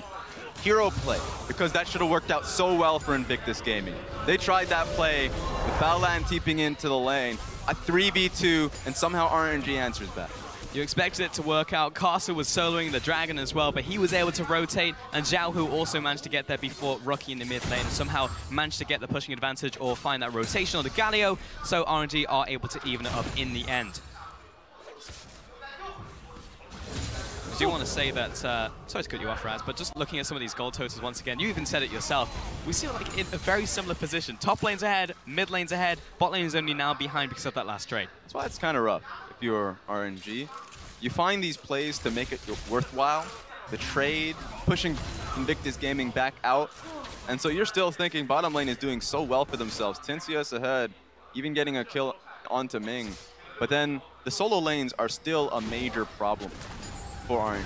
They still have to do something about mid lane specifically. Carson jumping into the bottom lane, Elastic Signature comes through, and he wants that stretching drag onto Jackalove, but the Tam Kench will do. The catfish for dinner is what it's going to be for Uzi. Jackalove backing away, instant flash over the wall as he sees Xiaohu closing in. I guess if that's your winning lane, you just keep going back to it. Right now, Jackalove and Baolan need to rethink the position here. Pushing out for trades, they thought it could work out just because the lane was looking good for them. They even had the recurve bow for the laning matchup, so they felt like they could still trade evenly. But then Karsa just came right back for the counter. Ning just doesn't leave, does he? He's back into the top jungle. This is, in fact, Skarner's right now. JackeyLove pushing up, and Ning's going to find him, walking the dog. Uzi and JackeyLove at the same time. Last auto attack comes in. That's just a little bit too easy. Meanwhile, the top lane, Ning looking for the dive with the tie. The Shy's going to be the one tanking this one. He gets the last auto attack down, and Ning will back away. But the action doesn't stop there. Karsa looking for the elastic slingshot into mid lane. Finds the abduction, kidnaps him into the tower, and he's got the waiting arms of Xiaohu. Torn, damage, Karsa, he's low, but it's not enough damage from Rocky. Unreal. I mean, at least he had the cell division, but he didn't even need to pop it. Lane after lane after lane under attack, because the moment Ning showed himself top lane, it was the go signal from Karsa to go mid lane. It all started from the bottom side of the map with all those ganks coming through, because JackeyLove didn't have flash. We saw him flash over the wall to get out of and away from Xiaohu when he roamed down bottom lane. He should have respected, he should have known that the summoner disadvantage would have meant that Ming was going to be able to close the distance and get the stun. It happened, the snare went down, Uzi followed up with his own flash, and that's the kill. Very easy on the side of Uzi and Ming on the bottom side of the map. RNG really firing back in this game, and also that extra kill over to Uzi. Now 2 kills in this early game. I said the same sentence in game 1, actually on blue side, but it will be this cogball going towards Guinsoo's once again. Baolan looking for the play into the bottom lane. He has Ning in his belly. Jumping forwards, that's the impale from Ning. Can Uzi get out of here? He doesn't have the flash, he doesn't have summoners. In fact, he just goes for the kamikaze run onto the minions. Yeah, I'll get the minions for my troubles. That's how I keep a high CS rate. I'm still ahead of you, kid. Maybe you can take the turret. But we'll find out if you have the gold advantage. Will Ming stick around because he has Karsa coming down. He tries to find Sanctuary underneath this tower. JackeyLove pushing forwards first, but it's Baolan tanking up the turret. Ming is already down. Karsa tries to find a return kill and kicks JackeyLove out of the stomach of Baolan. Good counter gank coming in from Karsa, but Ning just doesn't stop. Goes for the dive onto Ming. I feel like this is personal. We don't talk about it often, but the fact that Ning and Ming were both on Young Miracles, they get a few chances to play up against each other, barring scrims. They go up against each other, and we're ganking mid lane, bottom lane repeatedly. Raz, there's a lot of grudges in this match as well. You know, you look towards the bottom lane. Uzi, he's got his hit list. He's already gone through iBoy. We heard him at the start of the split. If you want to be the best, you got to go through me. And JackeyLove is the last name on that list, so he's got to prove a point heading into game 2. Didn't go so well in game 1. That's a lot of damage. That's a lot of damage. Welcome to Fiora. Yeah, don't step back into that, Satai. If you land the lunge, by the way, gives you cooldown back. So he's just going to keep doing that for the rest of eternity. The thing about the Shy, doesn't really care about jungle pressure. It hurt him when he first started out in the team, but now it doesn't matter too much because he relies and trusts Ning's pressure. So if you give him that distance, he's going to just queue onto you at all times. So yeah, he's going to win every skirmish. And what does that result in? Well, 1,000 gold advantage over to the Shies. We just saw the gold totals. 34 farm ahead of the Gangplank. It's so often we see the Gangplank matchups and like, well, I'm down, but I'm still ahead in gold because Kleptomancy. But not in this case. The Shy is demolishing this top lane. Yeah, and it's only going to get worse here. Just take a look at how much damage is going to be going on to Zatai a little bit when the wave bounces back. Ning has ulti now. He got it while he was taking blue buff. He's got blue buff. He's trying to push for Grump. If he stays here any longer uncontested, he's going to look for a dive top lane. That's why it's crucial for Karsa to be there. You on the bottom lane, Chain of Corruption landing from JackeyLove. Baolan's going to have to save him. I'll send him back to his turret. But right now, even though RNG have made such good plays counter-ganking IG, sequence kills, and they have massive advantages in the top side of the map. Rookie getting CCs in the mid lane. There's the taunt, follow through, chain CC, and get back here, Rookie. Flash away out of the shockwave, and Ning rocks up just to see his mid laner die. Yeah. Ning chasing down the bottom lane. It's in the blob, and it just doesn't stop here. Baolan gets the 1-4-2 flash, as JackeyLove will jump inside his belly and get back to safety. I wonder how JackeyLove and Baolan found themselves in the river, because that was going to be the next hit list here for Karsa. Getting the mid lane gank freely, he was going to come towards the bottom lane. So it was rough timings. JackeyLove's going to have his flash soon. This is really bad for the Shy right here. Ning is closing in from behind, so he knows he has assistant. Predator's also going to be here, but the instant teleport, the timing out from Xiaohu will save his top laner, and RNG also pick up the dragon. All right, good defense overall from RNG, and that's what it is, defense, pure defense. They need that to get to their next item break points. Uzi is so close to getting his Guinsoo's Rage Blade that Karsa is just focusing the bottom side of the map so he can get that proper back timing. If they get a kill on the way, then you know what, God bless, let's go for it. Yeah, we'll take everything away from this one, but the wave's already pushing up, and IG, bottom lane, they've got to be fearful. There could be a Zac around the corner, we just don't know. We don't have the warding to really spot this one out. Top lane is still being harassed down. out from the Shy. He's also picked up the Ravenous Hydra, so the harass and the push will continuously happen with Rookie coming into the top lane. RNG have to feel somewhat suspicious about this pressure here. Well, the Shy's already launched himself onto the Titan. Actually, he just kills him by himself. Rookie, you're not needed, mate. Yep, I was wondering if Galio was going to lean topside, but it feels like he was already put in that coffin. The moment GP was underneath the turret, at that kind of HP, I'm like, all right, I guess I'm just here for the insurance policy. I'm going to go back mid.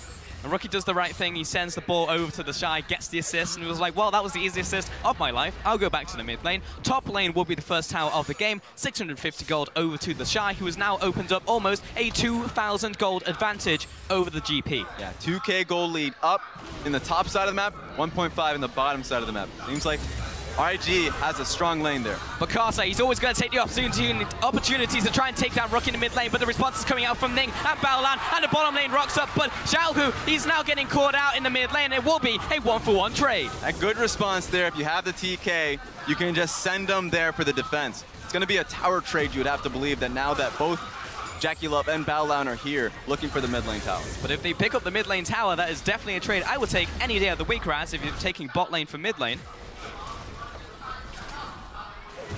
Maybe go for the kills. Ning's looking for it. He gets the smite down, jumps over the wall with the Elastic Slingshot, but that completely exposes the mid lane, and they have 3 minions to boot. I don't know if they're going to be able to get this one unless if Ning decides to tank a little bit. Going to be a little bit rough. Yeah, so just gonna finally breath of fresh air for both sides. I would say Invictus Gaming looking towards the mid lane, that's on their hit list. They need to be able to take that mid lane turret down if they want to look towards continuously defending the Shy's push. If they get this turret down, then suddenly he can actually look to pressure on towards the next turret, or at least the inner tower. Now, he'll be able to keep going in the top lane as well. He wouldn't even have to swap into the bottom lane. Continue this pressure on the Fiora. It was obviously a statement pick. The last pick of the drafting phase was the Shy, picking up the Fiora. The crowd goes, ooh, how is this going to work out? Well, into Zatai so far, worked out exceptionally well. But right now, you can see he's kind of being stymied. He can't push too far into this jungle now. Yeah, so I would say that they should move their rotation, have Fiora going to the bottom side of the map so that you can look towards that outer turret. And it puts them in a proper position to start really solidifying the wards that they currently have in the Baron area. Sure, Baron's not up until 5 more minutes, but if you have it up there for 5 minutes, then you can push towards mid a little bit more easily. You can defend that up until the 20-minute mark and then force a rush. It depends on how RNG deal with it. Caster is not holding back on the trigger thing in this game. Slams both the bot laners together, and Baolan will manage to pick up Jackie, send it back to the turret response with the Chain of Corruption. Rookie is looking for the Shockwave, drags in the tank right here, and Ning is closing in from the flank. Can he get in range with the ultimate? Well, he's getting the speed up out from his team, and Uzi, he's split up from the team right now. In comes Xiaohu with the save, and Ning trapped in place. Rookie taking some damage. Xiaohu back towards the jungle. Yeah, I was surprised that Karsa got the pull on there because that canceled out the knockup that would have come through on towards Ning when Xiaohu came in. That opens up space for Invictus Gaming to take out the outer mid lane turret. And what does that mean? Well, the Shy is now pushing up to the inner turret almost immediately off of that pressure. All right, Shy's got to back up here. So once again, even though Rift Herald is up, I believe Invictus Gaming should just look towards bottom lane with how fast they've been moving. They can actually just look to defend the Rift Herald, so RNG are not in position to take it. That being said, it ain't about that. Ain't about that life, Raz. Yes. Nah, not gonna happen. Mid lane's already still there. Top lane, the Shy is in the top lane, pushing. It's gonna stop Zatai recalling as well. That was blind, by the way. And Ning is just going to solo up the Herald. All right. So that just means that we'll have to look towards where they use the Rift Herald. That kind of opens up the fact that they can go for the inner mid lane tower anyways. Usually that's incredibly hard, especially with the Zac still available. He can look towards those counter dives very easily. But if you just have a Rift Herald, then you can play a lot more safely around it and allow it to get the damage down onto the tower. And the Gambit pays off. There's going to be Herald for nothing over to Ning right here and Invictus Gaming. A bot lane outer turret is still alive for RNG, so it may be the point that they want to attack, or they can try and use this Herald to break open something more like an inner turret now from RNG, allowing them to push further into this base. This turns into a little bit of an arms race if you're RNG, with how fast IG's been pushing the tempo once again. Running this kind of composition if you're RNG, you just have to look for the Renan's Hurricane for Uzi. Well, this is the first amount of pressure I've seen going to the top lane, and it was not a lot because there was a fantastic dodge coming out of the Shy. It will not be tagged up by the stretching strike, and in fact, 1 versus 2, the Shy is still going. Yeah, I mean, what's going to stop him? Why are they even going for this 2v1? She still has flash, she still has ulti. So, of course, she's going to still win that 2v2, or that 2v1. I think right now, RNG's in a really desperate situation if they're trying for this. Carter again, his target this time is the minion wave. Now he has nothing to hit, so the Shy's going to walk away from his elastic arm. Meanwhile, in the mid lane, Ning will continue pushing, giving space for the bottom lane to collapse onto Xiao, who, Shield of Duran buys a bit of time, but Xiao, who is dead to right, he's going to be going down, and the minion wave is still there. So Jakilov and Rookie will take down this turret. Yeah, very free for them. Pushed out mid lane and allow them to go for a bottom lane dive, knowing that Zach has been spending his time top lane. So once again, they punish the fact that RNG are allocating resources irresponsibly. Putting Karsa top lane, knowing that, what the hell, Shy is going to deal with that easily. Maybe they were just trying to gun for his flash. Maybe they were trying to gun for his ulti. Maybe they just, it's like, hey, he blew a cooldown. Great, now you're eased up in some pressure, I can leave. But he doesn't leave, he just stays there for the wave as well. So it's just not good resources to be putting down. Zach needs to be solidly in the middle of the map so he can move towards bottom lane if he was needed. And again, we're in this position where RNG are on the back foot, but they do have more late game insurance this time around. They have the GP in the top lane, who, yes, it's not having a great day, but they also have Uzi in the bottom lane, who did get a nice influx of goals in the early game, has his Quincy's Raid Blade, did, however, have to slow down and pick up the QSS. So it's going to be a while until this Cockmore's hitting like a truck, but there are ways for RNG to come back into this game. Yeah, it was necessary going up against the Skirmishes. You do have to pick up QSS. I like the fact that Tom Kent was taken away too and pick and ban, because that's usually the response for a Skarner pick, is to get the straight denial. You don't necessarily have to pick up QSF if the support plays it well. But because you don't have any bit of rescue in your composition, this means that he just has to go towards his Renon's Hurricane a little bit more slowly. The Shy is now being aggressed on by 3 players in the bottom lane, so Ty's going to get the speed up from the barrel. They'll just follow after and hit with the parlay. This is just hilarious, the chase down composition. When the Shy has lifesteal and can just go up to the next minion wave and heal up all of the damage you levied towards them. Especially if the minion wave is coming in. Just see the flash out there from Xiao, who, as he backs away, Rookie pushing him into his jungle. Invictus Gaming now looking towards the mid lane, and Ning, he's got the Herald ready to go engage in the mid lane, but meanwhile the bottom lane, it's a 1 versus 1. The Shy's being chased after, and the Shy wants him, but he's out of range of the launch. Meanwhile in the mid lane, there's going to be the engage onto Baolan. He pays the price for Invictus Gaming's aggression, but the Herald will still get the charge. I just love the fact that the camera panned down towards the bottom lane. They were so damn interested in the fact that the Shy was chasing him down, that the moment Zach jumped in, is like, now we're not interested in that. We don't care about that counter dive and nonsense. I just want to see the action. But no, it did happen. Karsa, once again, leaped out the moment the siege was about to go down and stopped the push.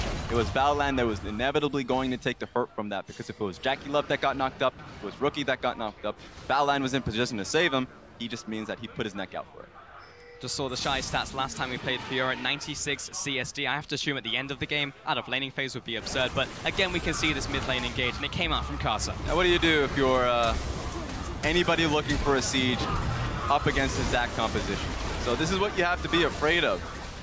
Last time we got to see RNG this far behind, it was with Karsa manning the Lee Sin, and every single time you would look for a dive or a siege, you would find a phenomenal kick to get you back into the game. So if you're going up against RNG, you still have to be afraid of Karsa's way of getting back in. I will say more recently we saw RNG fall behind against JD Gaming when they had MLXG in the jungle, and they fell very far behind. That was actually a 2-0 over to JD, and that was the last series. Yep, that is true. It's always unfortunate. When you have MLXG on the team, you're either incredibly far ahead because of him, or something goes wrong, and you ain't coming back. So I like the fact that RNG bringing on Karsa and, funny enough, Zatai a little bit more consistently. So you might see this team get played when they're in playoff position, and if they succeed, perhaps internationally if it gets that far. And it's worth mentioning that since the start of the split, since the very first game of the LPL, which was RNG versus IG, IG have done significantly better over the split. Their current total record is 27 games to 4. That's 13 series to 1, whereas RNG, they actually have 9 wins to 5 losses and then 20 to 15. So stark difference in terms of how well the teams have been doing in the league. But we're going out for another engage because RNG will not go down, not fighting. Uzi gets caught out by Rookie. He's going to send him packing, and Castle on the front lines has no protection. He's getting whittled down, but he barely survives. That's single digits. However, in the 1v1, no one's going to stop the Shy. Yeah, Zatai has to concede the turret and has to concede the inhibitor if he gets absolutely no help here. That means that RNG, their big 4-man stack, has to back away. Invictus game move towards the Baron. They draw RNG out. Rookie, he separated from the team and may in fact die. Flashes away and Casa cannot lock on. RNG need to start Baron right now. It's desperation time. If they do not go for the play, they lose everything. They lose the inhibitor, and the Shy is going to continue to move forward if RNG are just wandering around the Baron area. You're absolutely right, Raz. I don't think he's going to stop. Meanwhile, in the top side, Baolan almost getting abducted there, but will be able to back away. Rookie and Ning need to get out of here. Baolan with the save onto Rookie. My life for Aya. Get the mid laner out of here. All right, but you know what? The Shy backed up on out of there, so he's in position to look to defend the Baron. RNG still have to go for it, though. Jakulov, he's waiting on this ward right now. He has been revealed, and Zatai will be trying to zone him away. Rookie over the wall, and Casa has locked on. Target acquired. There's going to be some covering fire out from Rookie, and Jakulov, he gets the speed up. And RNG, I don't know if they can catch him. They get speed up coming in from Ming, and they're going to chase him down, but the Shy has turned up to the fight. This has become scattered, but the Shy in the 1 versus 2 will destroy Uzi.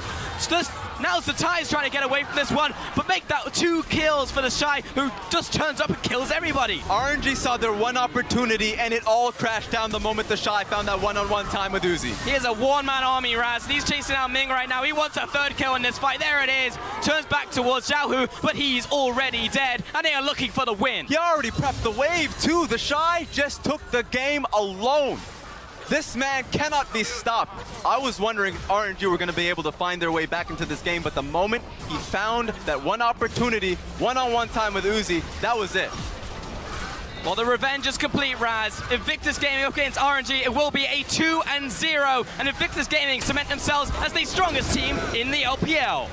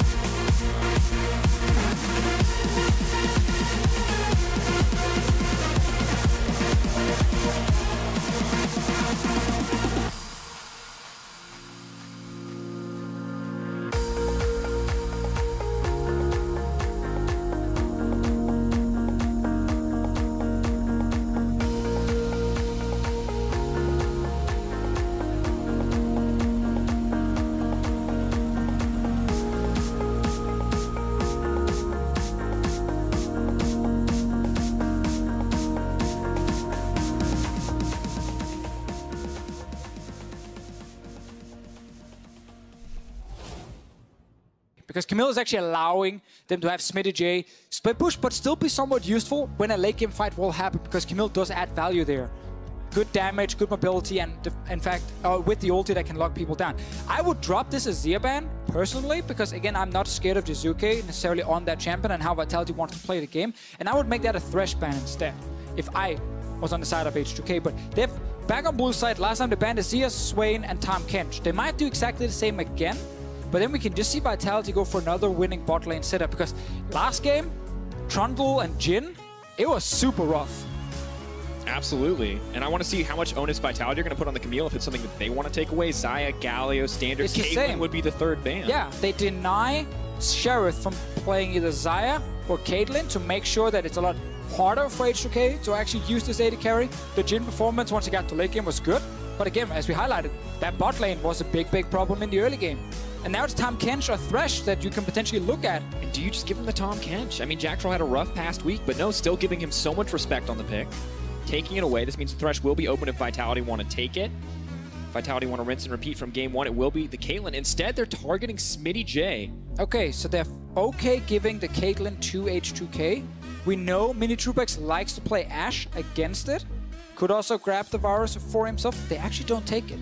So what Yamato Cannon did here was he put up a trade. He said, if you take Ryze, we get Caitlyn. If you take Caitlyn, we get Ryze. And Jizuke's best champion is Ryze. So H2K were kind of stuck in a tough situation. If this is Kate Thresh again, H2K might have to just concede the bottom lane in the early game. The Camille ban was the other one we talked about, how that has been a key pick for Smitty J to carry in the side lane. And I think Vitality right there, smart choice in the draft. Take the Scion as well. Clearly not too worried about securing Thresh. They say, hey, Promiscu, you want to play it? Yeah, exactly. We're not worried about it. We'll take the Morgana. We'll take one of these alternative picks. Exactly, because they get the last pick in this phase. They can give over Thresh and still have the answer you just mentioned. So this is a very smart pick and ban phase so far by Vitality, giving that trade to H2K that H2K couldn't really win. Kind of shows H2K really not wanting to give her the Ryze to Jizuke, more worried about taking that away from him, giving Selfie something comfortable in lane than they are worried about setting Sheriff up with a comfort pick. Jhin has looked good for him so far. I wonder if we're just going to see it again here. Could be in danger of being banned out in the second ban phase if Team Vitality are keen to take it away. Olaf again for Shook. He's not able to do anything early game on it, which is normally where Olaf shine, because H2K are just not a good early game team. And that's what we keep seeing again and again. So it is, in that case, a pick that's not really fitting their strengths. But he's taking also to deny it from Gilius, it feels like, and to add some early pressure. It is the Braum coming in on Vitality's side. We gotta see if they still want to pick. No, they actually don't go for Thresh this time around. They're fine grabbing a lot more scaling in this draft. I don't hope they pivot too much, because I think they did a good job in both games in actually snowballing the early game. But now it is a lot more, you know, scaling double tank. Could be the Scion mid for Jizuke. We always have to keep that in mind. And of course, Braum a little bit better matchup into the Trundle. Yeah, there's the Thresh ban, obviously.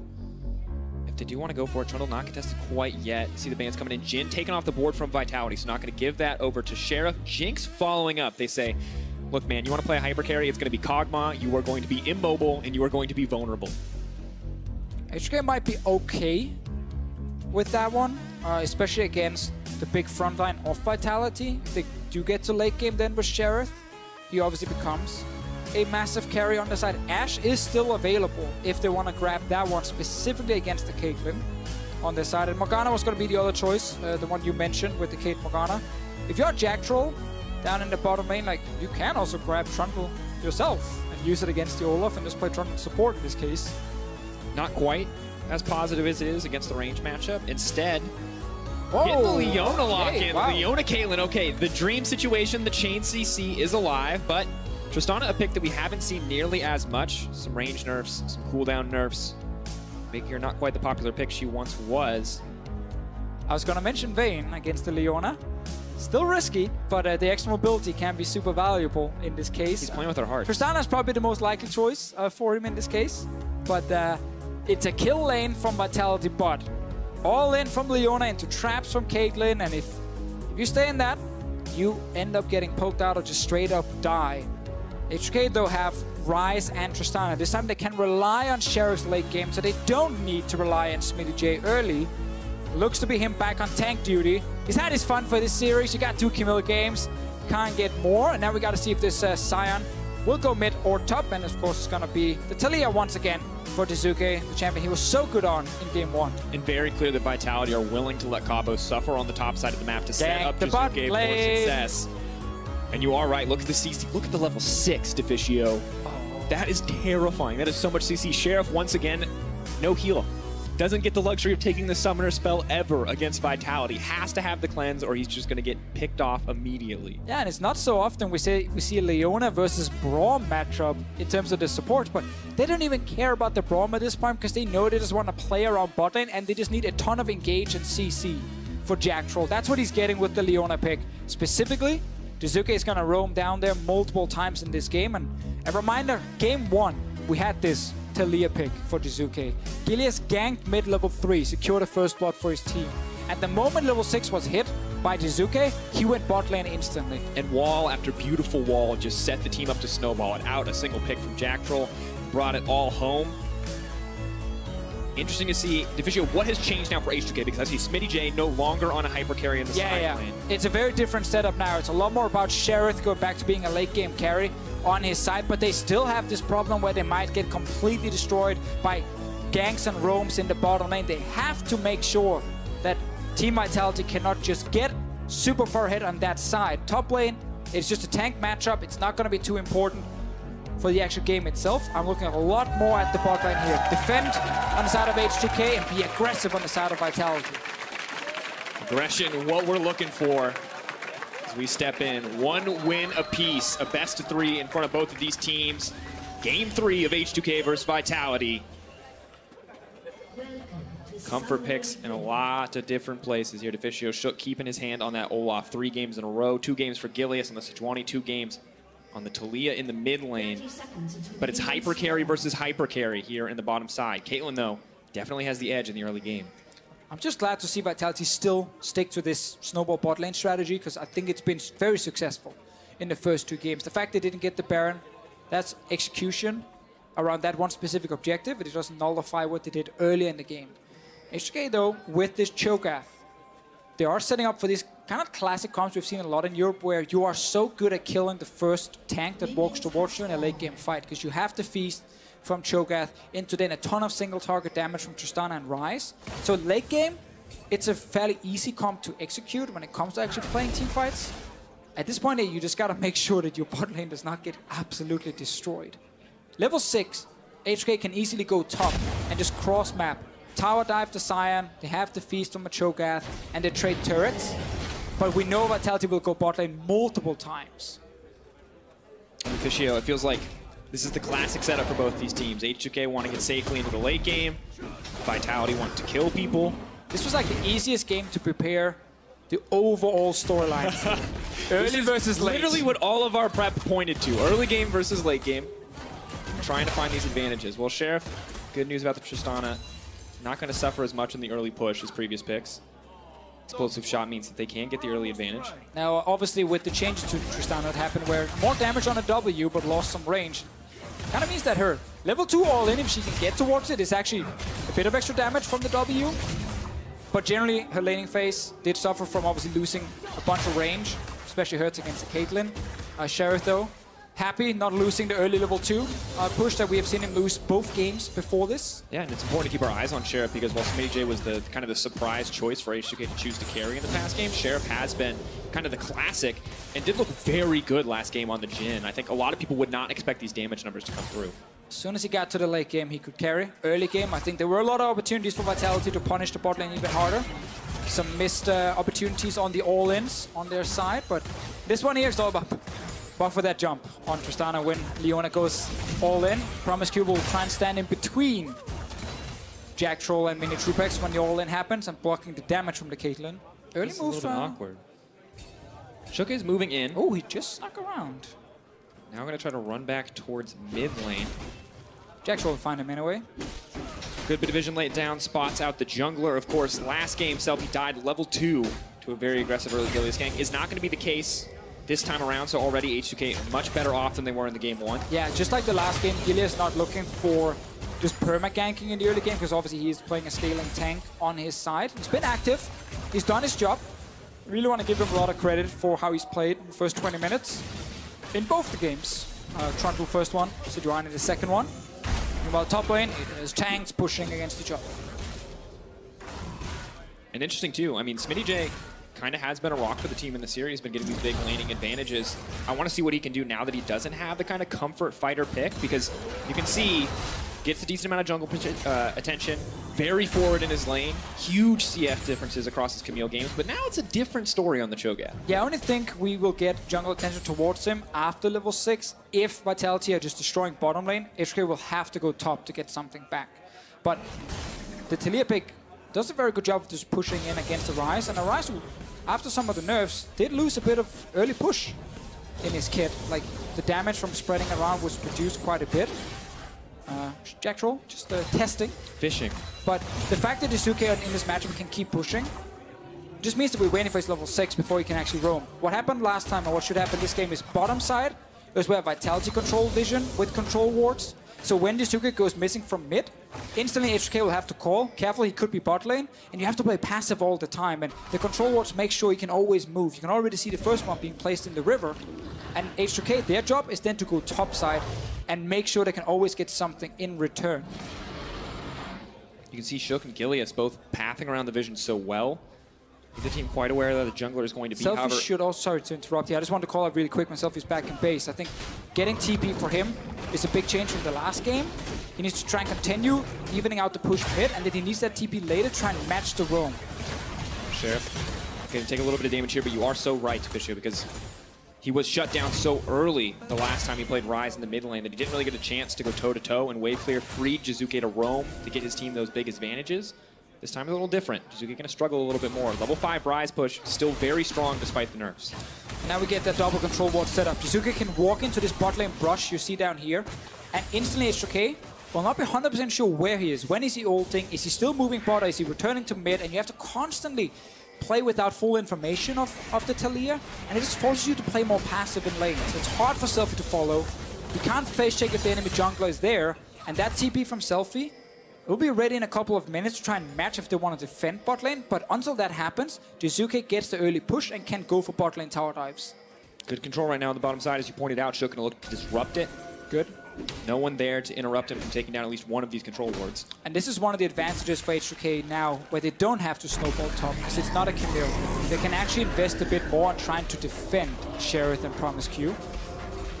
Cabochon right back towards the top lane. In game 1 when he did this, he got killed right after because of a tower dive. Not in this game. Slow and steady. A little different with the Cho'Gath. Kind of has a lack of gap closers to get close. Still pretty solid with the silence and the knockup to deal with Sion and his decimating smash, but not crushing the matchup by any means as he has been in the past in the Camille versus Shen. And now with Shook on bottom side and Selfie getting the push, Vitality are not able to set up an early play with the Talia. This is very good for H2K specifically. They have cleanse on the AD carry, so again, weaker in the all-in, but it's all about just avoid the CC and jump away when 4 members show up. Blue buff steal. Nice for Selfie. He's going to get level 7. Shook, of course, tailing behind a little bit as he donates the buff over. Gillies with the level 6 will want to find an opportunity here shortly.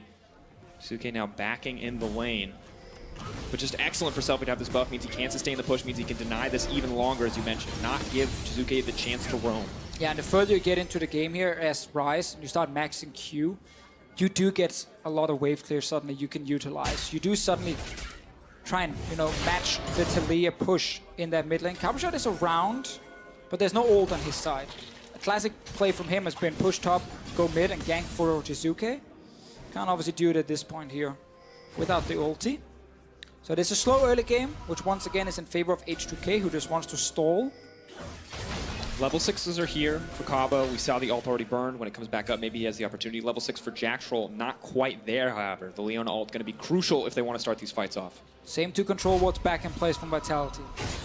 Setting up for the big play. A lot of small steps. Push mid, get vision bot side. Be ready to execute a gank. H2K will be spotted by Promise Q. It's kind of tense. Sheriff, he knows. Promise Q knows. And we're waiting, right? Because we know that Vitality can be so explosive when they find the opportunity. And H2K with the potential to show up in a lane at any moment. H2K definitely... You see Shook, he's kind of pathing towards the bottom side. Not only is he ready to take the red buff, but he's ready to protect his bottom lane if Vitality want to move there. Gilly's now ready to move in, waiting for his mid laner to get the push before he goes in any further. Moving in. He knows his mid laner can react first. Selfie's TP still on cooldown for another 20 seconds. So it is now Vitality moving towards the bottom side. Level 6 not there yet from Jacktroll. Should be very close. H2K has to be careful too. Selfie in a much better position. He's going to look for the trade. Won't quite get in range for the snare. H2K playing on the edge there. Can't afford to get locked up by Selfie in these exchanges. But there's Cabo. You see him around, hovering around the top side of the mid lane. Looking for the snowball. But Smitty J knows what's going on. Knows where the top laner went. Has the ward in the brush. And TP for Selfie means that if any play happens on the bottom side of the map, he can respond. Vitality going to have to settle for the Ocean Drake. It's not the kills that they may have wanted in the early game. And they don't even get this one because Shook is still around bottom side. He doesn't care about top lane. Could go for a play against the Sion, but there's no point. Keep defending. Keep stalling for your bottom lane. Make sure Sheriff gets his farm. And you see a bit of a gold advantage coming in. A lot of that is Shook in the jungle. Bringing it home in terms of CS. Out farming Gilius, who's just been roaming around the map trying to make something happen. He's going to start up the Ocean, pings it out. Team ready to collapse. This should be theirs. We heard on the podcast earlier this week how important Ocean can be for these tank top matchups. Oh yeah, every top lane at home is crying at the moment because suddenly for Smitty J, it gets a little bit harder with the mana sustain, especially coming in for Cabo Shot, but also the HP. And H2K shouldn't really look to fight here. TP going in. Stun not going to connect. TP is canceled. Cabo ready to respond, but H2K managed to back off and get the TP out, so a small win for them. They lost the Drake. They most likely would have lost in any case here. And by stepping forward, they ended up trading TP for Flash on Promise Q. That means now Vitality do have a target if they go down to the bottom lane for a gank, just all in on the Braum. And try and kill him, but obviously if you are Vitality, you typically want to get the 80 carry. And no TP from Cabo Shot is important. And sidestep, Promise Q now could be in trouble with the Unbreakable. Comes up. It's actually Jack Troll who's going to get stunned up. The Chain CC manages to come through. Buster Shot available. Sheriff, though, not going to get greedy. It's just going to throw Mini Trueback's back. Make it clear that he has the potential to all-in if he stays around in this lane. Also knowing that if he jumps forward, Jizuke probably just ults down instantly, and then suddenly it's kills for Vitality. Sheriff knows the game plan. Stall. Don't risk anything. Cabo Shot can't TP down. Double TP from H2K. Was there just before, but Selfie's now changed to cleanse in the mid lane. He's actually expecting, he's saying, you know what? They're not doing anything but at the moment. They might go mid instead. So now he has cleansed against the Sejuani gank. This is good play. If he sustains the mid push, it won't cost him either because it will not free up Jizuke to roam. And now they clear out that bot side control ward vision that has been crucial for Vitality to keep control, to keep threatening the bottom side. So really all things are going well for H2K. Yes, neither side has a massive advantage at this point in the game, but we know exactly how H2K like to play in these late games, and they're the team that's proven that they can win consistently if they take it late. Vitality are the team who had options in the early game. They drafted this Leona here. They gave up the Thresh in the first phase, let it slip so that H2K could ban it in the second phase. And then they prepared this Leona pick here to try and play around bottom side still, but this Leona against a melee support, so it gets a little bit harder. At least in the 2v2, it's not a squishy Sona or Janna you can just try and like ult straight onto into a trap and burn her down. In this case here, they do need the rest of the team. And we are looking at Gilius once again trying to establish that control we mentioned multiple times on the bottom side. Always the control wards, allowing Jizuke to move. Freeze him up, but there's no opportunity to make a play. H2K are in position, ready to respond. But this is the thing, right? We can see everything, but H2K, they cannot. So, suddenly, by Jizuke stepping out of vision, Selfie had to keep walking down bot lane, not knowing if Talia had turned around or not. And he knows if he's not there, and Vitality execute a tower dive, bam. That's kills, first turret going down, game snowballs. So he has to constantly sack a little bit of his own lane whenever Jizuke moves first. But in this case here, Selfie made it back to his lane. Bit of pressure coming from Cabo as he does use the banner on the top side. Now there we go. Going to look to go to mid lane. Selfie has to back out of this one. It's not going to connect. He is in trouble. Realm Warp going to try to come in. Not going to find the opportunity. Flashes. Decimating Smash still going to connect. But Sheriff is here right now looking for the fight. The turn, the burn. They're trying to find it. Knocked up on a Cabo Shard. He's going to go down. First blood for H2K.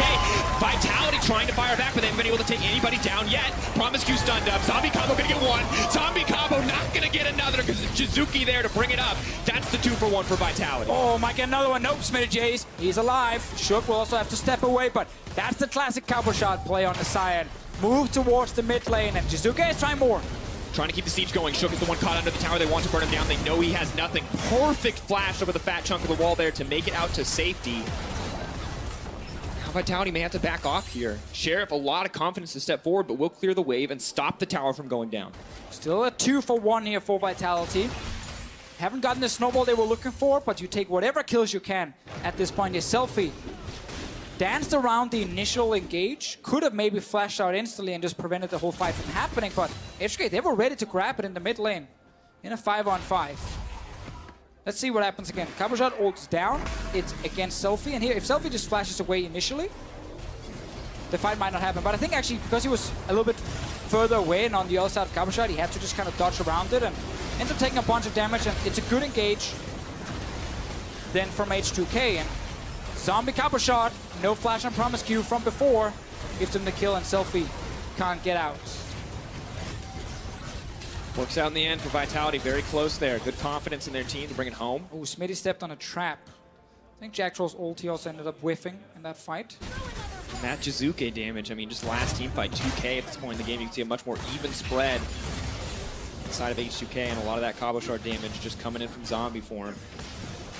Cabo Shard's ulti is ready again. If he can do the same thing, push out mid, push out top, go mid. No flash on selfie. Smack right into his face, secure that mid lane turret. Deficio. The banner's here. The inevitable push. And Cabo Shard is mid, of course. Cho'Gath has 100 AD. He needs the minions to kill that cannon minion for him, and now Cabo is just fighting Shook.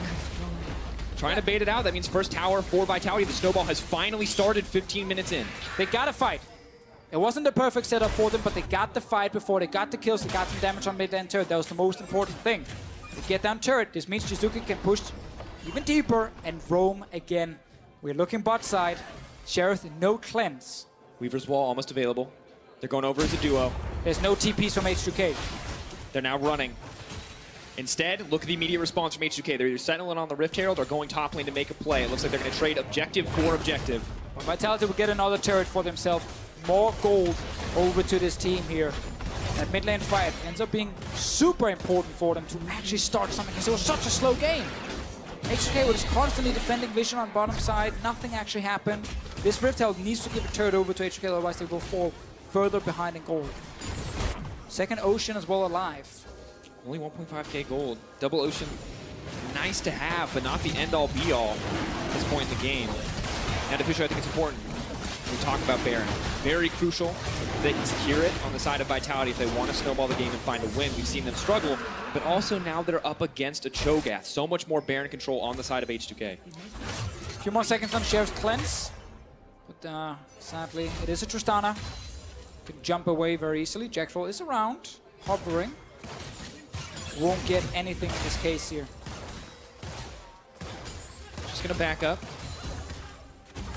Might have something still. He hit the flash forward. Jackfall trying to keep it going. The ulti. Flash has been burned. Talia Wall is coming in. The coordination from Vitality as they want to lock down the 80 carry. They want to take him out, and Sheriff will drop. Minion wave is here as well. Not a great position for H2K to respond. They may have to give up to tier 2. Oh, good play from Vitality. Sheriff, he kind of knew something would happen, but he thought he was safe.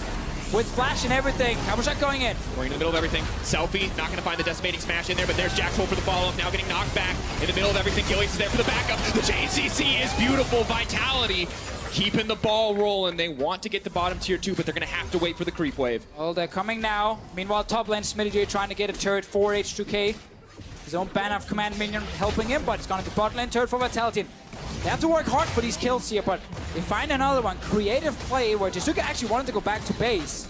But they waited long enough, and then by Sheriff stepping forward, they saw an opening and they went straight forward. It doesn't matter if you flash away, if the wall then comes down after and blocks you from actually escaping. So Vitality find 2 more kills for themselves. And now Sheriff, no flash available, going to make it much harder. Future plays, still has the rocket jump, but has to be much safer with the use of his only escape option. Buster shot not going to be enough against Leona.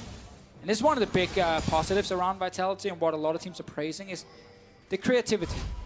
If the game is slow, they're always looking for just one way to find a fight. And they don't care if they have to go a little bit further than all the teams to get it.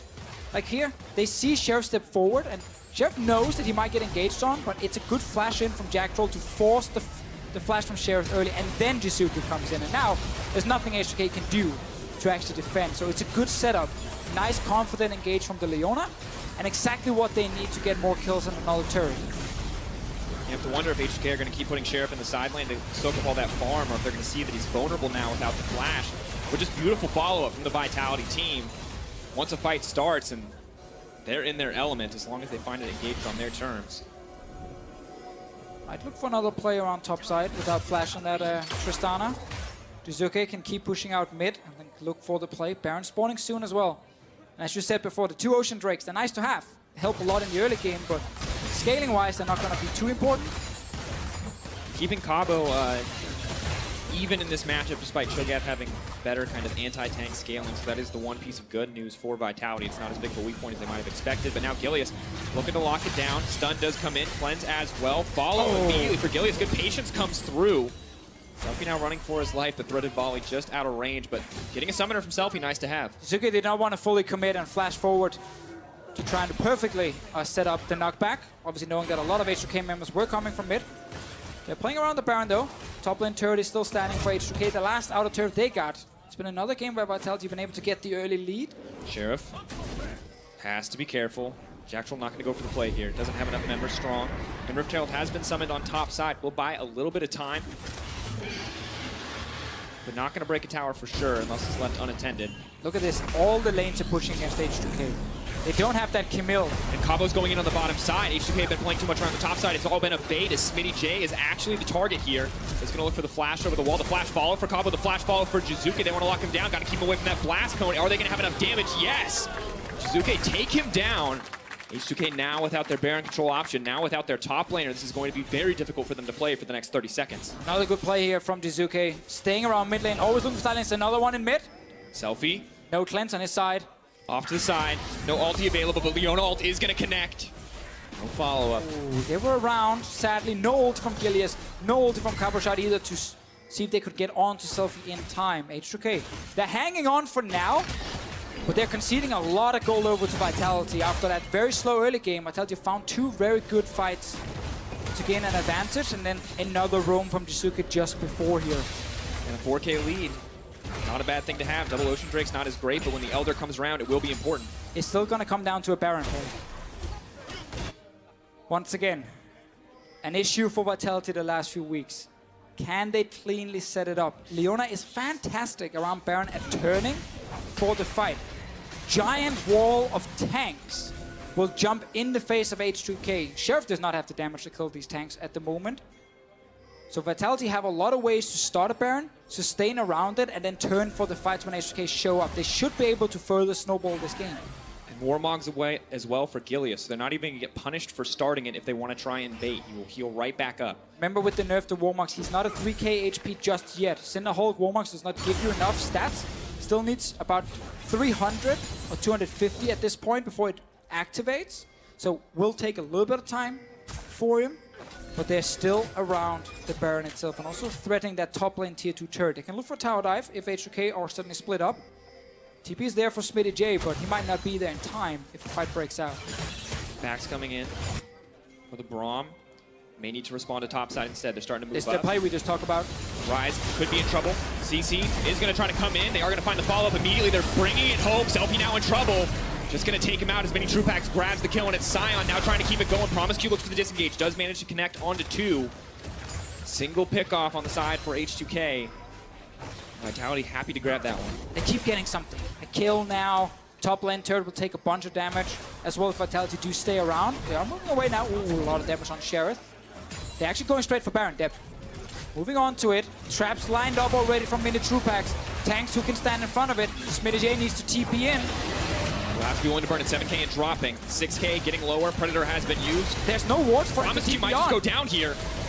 Trying to contest off the side, trying to break through those traps. Mini True Packs is healing up, but has to be careful. If Sheriff leaps in, could take him out, but not going to take the risk. Oh, that could have been big for Vitality, but they didn't have the ultis to turn here. Promisecue will go down. Assume the ult from Mini True Packs killed him. Recall around a ward, most likely. Yep, right there. He says that's for my boy Jacktroll after your 80 carry sniped him last time. So wards once again the heroes of these games. And Mountain Drake going down.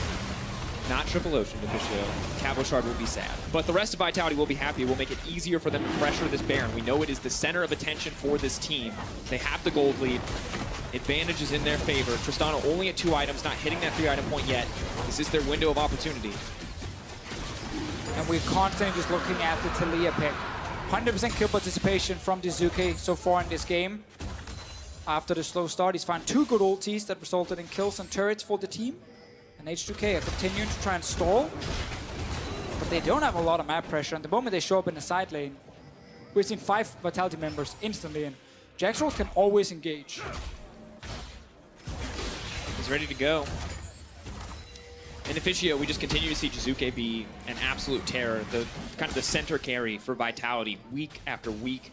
But we are seeing much more conscious play around him, snowballing him, then allowing him to go to the bot lane to snowball many True Packs. Has been a good look for the team. Vitality playing to the win conditions we expect. Sion is now going in there, going to look for the engage. Has been locked up for now. Shook going to have to burn the ulti. Wall is now coming in to try to block off the team, but it's Smitty J in the middle of everything. Is he going to give his life? Sheriff locked up. Smitty not going to be able to get anyone down. Cho'Gath gone. Maybe this is the opportunity for Vitality to turn onto that Baron. Well, let's see. Caboshot is very low, but he can TP back towards the Baron. There's a ton of wards placed by H2K. No flash for Shook. Also playing on the blue side means it's a lot harder to steal this Baron. We'll have to walk through every member of Vitality to get into that pit. And Vitality right there, they got the TP, they got the kill. Around mid lane, H2K looking for another one. Sheriff. Oh, Capo's coming behind. Look for the opportunity. Is he going to find the decimating smash? Does manage to find it. Sheriff now trying to back off, but he doesn't do quite enough damage to these tanks yet. Kilius goes over the wall, finds one stack, two. Sheriff backing off on the third stack. Stun not going to connect. H2K retreating, but Vitality not able to get a greater advantage. Vitality once again ping around the Baron. If H2K shows bot lane, Baron might get started. But they're not showing just yet. Vitality still hovering around, looking for another pick. They're so hungry to fight. And SmittyJ no TP. Selfie no opportunity to swap out summoner spells. Has already burned the Ghost. We'll now have to back off. The slow, steady game for H2K, the longer they go, of course, they still have a very strong late game composition, but they have to be careful. They can't afford to keep getting picked off because look at the Talia, Deficio. So much damage. Death Cap, Void Staff, Archangels. That is a lot of damage. No triple Infernal this time, but still quite potent. I think H2K were trying to see if there was a chance of a Baron rush if all of Vitality went back to base, but not the case here. Vitality do get to once again push out, get the Baron control, and of course both teams looking to see if they can qualify for that semi-final, lock their spot as well, going in towards Copenhagen, where you either get the third place or the final for either one of them. And we also want to announce we do have a special guest joining us for the broadcast. It's going to be Froggen, of course, who will be on the analyst desk. Cold is there as well, but Froggen is coming to join us here in Denmark. And Anivia is in the meta. Anivia is in the meta. The memes are being made as we speak. He's going to talk about it. And of course, all the fans will get a chance to meet him. There's still a few tickets available, but we got to get them pretty fast, especially for the final. See if you have the opportunity now. Oh. May want to wait on going to buy those tickets. Keep your eyes on this game as Baron has been started. H2K potentially on the way in. They're going to rush it down. Time, 3K, getting lower. Trap has been used. They're looking for the turn and burn. They may just fire it back. Cabo's in the middle of everything, but Selfie is on the backside trying to dig down many true packs. The immediate turn back. The team is split, but Jizuke is more than enough. Cho'Gath, Jizuke, the flash forward. SmittyJ with the double. Massive turn for the team. Selfie still playing over the wall, but he has the Realm Warp if he wants to use it. Are they going to chase for anything more? Sheriff ready for the resets, ready to keep this ball rolling if he can get it started. That's SmittyJ going to be brought into the middle of everything. Kilius now has to run, but he's in the middle of Sheriff now. Decimating Smash comes in, the knockup. They're going to look to chain the CC. That's one. Can look for the reset, but not going to get greedy. H2K in control. Man, again, it's Vitality winning the early game, and then around the Baron, H2K find a way back. Vitality could have finished the Baron here, but they just seem to have no confidence actually getting it down in time before SmittyJ and Shu can get into the Baron pit. Baron's being started. It's still risky by H2K. The knockup connects on the mini true packs. He will die immediately. Mini has to be safe. No feast just yet. Abo cannot overstay his welcome. 5K getting lower. SmittyJ getting chunked down. Promise Q is here as well. 3K health. They just want to burn through the Baron. Jack Troll as well. Body block comes in. They are going to be able to get it. Cabo goes down too. H2K, this is exactly what they wanted. I can't believe that it's happening every single game now. Vitality with the lead, the tanks, the engaged, stop the Baron, either turn as a team, win the fight, or in this case here, let's see how low the Baron dropped, because the call in itself makes a lot of sense, but all 5 members are around. Jizuke uses the wall to try and block them out. Promise Q with the shield stops the wall from actually completely zoning away the team, and here, I think you can try and rush it down if you're Vitality with the traps lined up. Keep in mind, if Shook steals it, he's in a bad position and might just die because he has to flash into the pit. But they don't finish it, they turn, ends up splitting up, and because the Baron was still active, it ends up killing Jack Troll, and Sheriff is untouched in the fight. Welcome to the late game. 3 items on Tristana. This is where H2K tends to win their games, and we're here again. Cutting it down, Sheriff so strong to siege. The Demolitionist champion, exactly what H2K want, but here comes the Scion. Vitality looking for the turn, trying to get him out with the Rizal. Olaf will make it out to safety, but now he's split off from the rest of the team. Sheriff is in trouble. No, he's not outside of the team fight. Sheriff remains untouched. And it's just a 1-for-1, top lane for top lane. Mid laners on each side grabbing the kill. 1-for-1. Shook left SmittyJ is the only frontliner in that fight when he was in the ulti from Selfie. Mountain Drake for Vitality. Sadly, not what you're looking for again if it's all about scaling and winning late game fights. Ocean and Mountain gives you very little value when it comes to team fighting. And Vitality have lost yet another first Baron. Not confident they could finish it in time. I think they should have gone for it, but they didn't. Then lost the following fight. Sheriff is on 3 kills now. 3 items to Fischio. Energizer build plus the Infinity Edge. Working towards the next option here. Very strong Tristana. Turret still alive. Hits play. Selfie sets up the ult to get out, but they realize they can't get out in time. Shook leaves. Chef left untouched. He got like 9 autos off in that fight. Admittedly all onto Cabo, but quite a good team fight for an AD carry. Okay, looking for another one. Jack Troll. Wall off. Jack Troll gonna try to go over. A bit of a moment of uncoordination. Actually are gonna get multiple members across. It's just Shook on the backside. Oh! Jizuke stepping forward. A rare misstep from him, but now Olaf is charging in. Sheriff is there. Selfie is there. They're ready to go. Trap's coming in, but Mini Trupax has to be careful. Does get locked up. Flashes out to safety, not going to get taken down. Keely's looking for the disengage, but Sheriff is right there. Wants to keep the fight going to knock up the chain CC. He's going to get burned down. Selfie grabs another one. It's happening again. Welcome to the late game where H2K can simply outplay Vitality. They have a draft where it's all about just killing the first member right in front of you. Cho'Gath Feast, 2 strong single target carries. And this time it was Jizuke with the ulti who ended up actually jumping in to the rest of H2K. He dies. That's now mid lane going down. That's an inhib dropping. The Baron buff is still active. And suddenly everything that happens in the first 20 minutes, it doesn't matter. It's irrelevant. Vitality have to be able to execute around the first Baron. Now it's H2K with a 3K gold lead. Selfie out of mana, maybe that can help them in the coming fight, but Smitty J is just so tanky, so disruptive. Jizuke cannot play on the front line, but Cabo going in anyway, now backing off, immediate ulti, decimating smash, gonna connect on 2, but the silence comes in as well. Good disengage for H2K. Realm Warp out to make it out to safety. Deficio, Vitality, they had a bit of a snowball, but it just was not enough. There's 3,500 gold on Selfie and 2,500 on Sheriff, just sitting ready to be spent. Now they go back to base. They're gonna get 4 items after going back. Jizuke ends up jumping towards H2K after ulting in and not jumping off a little bit earlier. And just a reminder, jumping into a Cho'Gath is suicide. He has a silence, you are a mage. You jump in, you die. Jizuke playing way too risky, way too eager to make the play to kind of save the team, to bring them back into the game, and can't afford to make mistakes like that. And it's hard for Yamada Cannon to change a lot, because they are consistently winning the early game. The Talia pick is working, Jizuke is performing. And how do you teach a team in a best-of-5 to play around Baron to have the confidence to go for the smite in those scenarios when it's turned against them so many times? Because again, if they go for the all-in there, Shug at least will die if he goes for the steal. Even though he gets the Baron, he will die and you can still win the fight because you have so much engaged on the side of Vitality. But they didn't commit for it, they lost the fight. Ended up being split up. Jack Troll was on his own, dropped low, and then suddenly Sheriff just hammered away. And now, he's almost on 4 items. And now you're the team that has to play aggressive, that has to go into the Cho'Gath to stop Tristana from killing your entire team.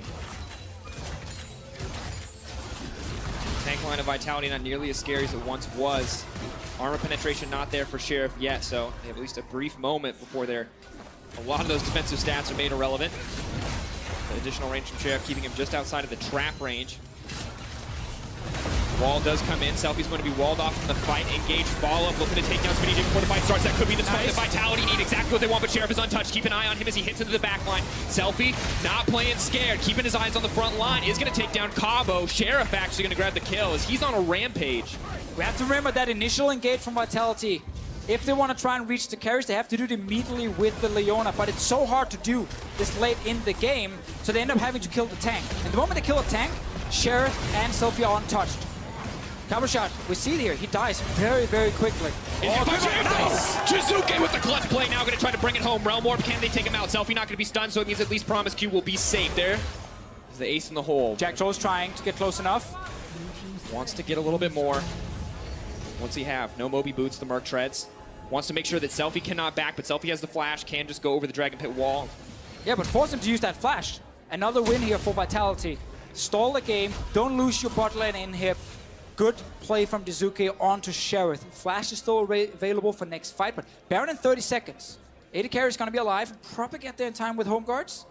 But Vitality can now play against a no-flash Rise. That could be your target. But you can see how difficult it is for them to play these fights in full 5-on-5. This is great though. Engaged, kill the tank first, realize you have a strong front line of Sejuani, Leona, and of course the Sign. But now, then the turnaround is where they don't have the next engage. They don't have another Leona ulti to use. And they can't get to the carries. This is just a good play from H2K, and Sheriff thinks he can jump out, but bam, interrupted. Baron play is going to be huge. It is alive. We're back watching Vitality around it. We have the Tristana currently moving towards it. And remember, no flash on Selfie. He could be your target. If you can connect the ulti from Jack Troll onto him, it could be huge, but he's bought a stopwatch to use when he sees that all in from Jack Troll. Ready to make it happen. H2K looking for the pick. Chain CC comes in, but they're not going to catch Sheriff. It's not quite what they want. Olaf doing what he can in the meantime. Sheriff, though, free hitting onto Cabo Shard. Exactly the exchange they're looking for. Cabo not going to get any damage down with the passive advantage to H2K. More importantly, I think they were aiming for Selfie and they didn't hit him. Suddenly, you can't actually move forward because this H2K lineup will kill your tank first. As long as Smitty J is in the front line soaking damage and ready with the potential feast, the damage of Selfie and Sheriff burns through Cabo Shard. Like, his life, it's rough. He goes in, that's his job. He takes a bunch of damage, and if his carries have not killed the enemy tank, he's gonna die eventually. Elder Dragon started up by H2K. No dragons themselves, mean this is a quite easy take. But Baron is being pinged by Vitality. They have to go now. They're using the wall to block it off. They want to start it up. 4v5. Cabo has the TP available. 4 dragons. Double mount makes it pretty easy. Promise Q not going to steal this one away. That means Vitality will get the Baron. But can they get out? That's the thing here. 5 members of H2K around. Promise Q on the other side here trying to use his ulti. Not ready actually. It's on cooldown. He's just trying to buy some time. TP going to be used to keep the team safe. H2K ready for the full 5-on-5. Promise Q not going to get picked off. Unbreakable is there. Knockup going to go in on the Selfie, but he does have the Hourglass. That might just be enough. Smitty J in the middle of the team, but he doesn't kill anybody. Sheriff looks to the side. Can't make the hero play. Flashes out. Ready to go at a moment's notice. Mini Trupax will stay alive. Has to burn the heal to keep it safe. Back and forth in this game. Vitality will not go quietly. Such a close fight here. Selfie almost died. No flash on his side. They actually got onto him, but then the stopwatch came in, and suddenly the entire team is in front of him. Super close game. Vitality with a good call here. Used Talia ult to block H2K from getting to the Baron. Take it, trade it for the Elder Drake. In this case, because there are 0 Drakes on the side of H2K, it's actually a good trade for Vitality. Allows them to look for another big fight. Yes, the fight's been easy to execute for H2K, but that doesn't mean Vitality can't win them. One good knockback from H2K on either Selfie or Sheriff, that's a kill. That's a 1 team fight for Vitality.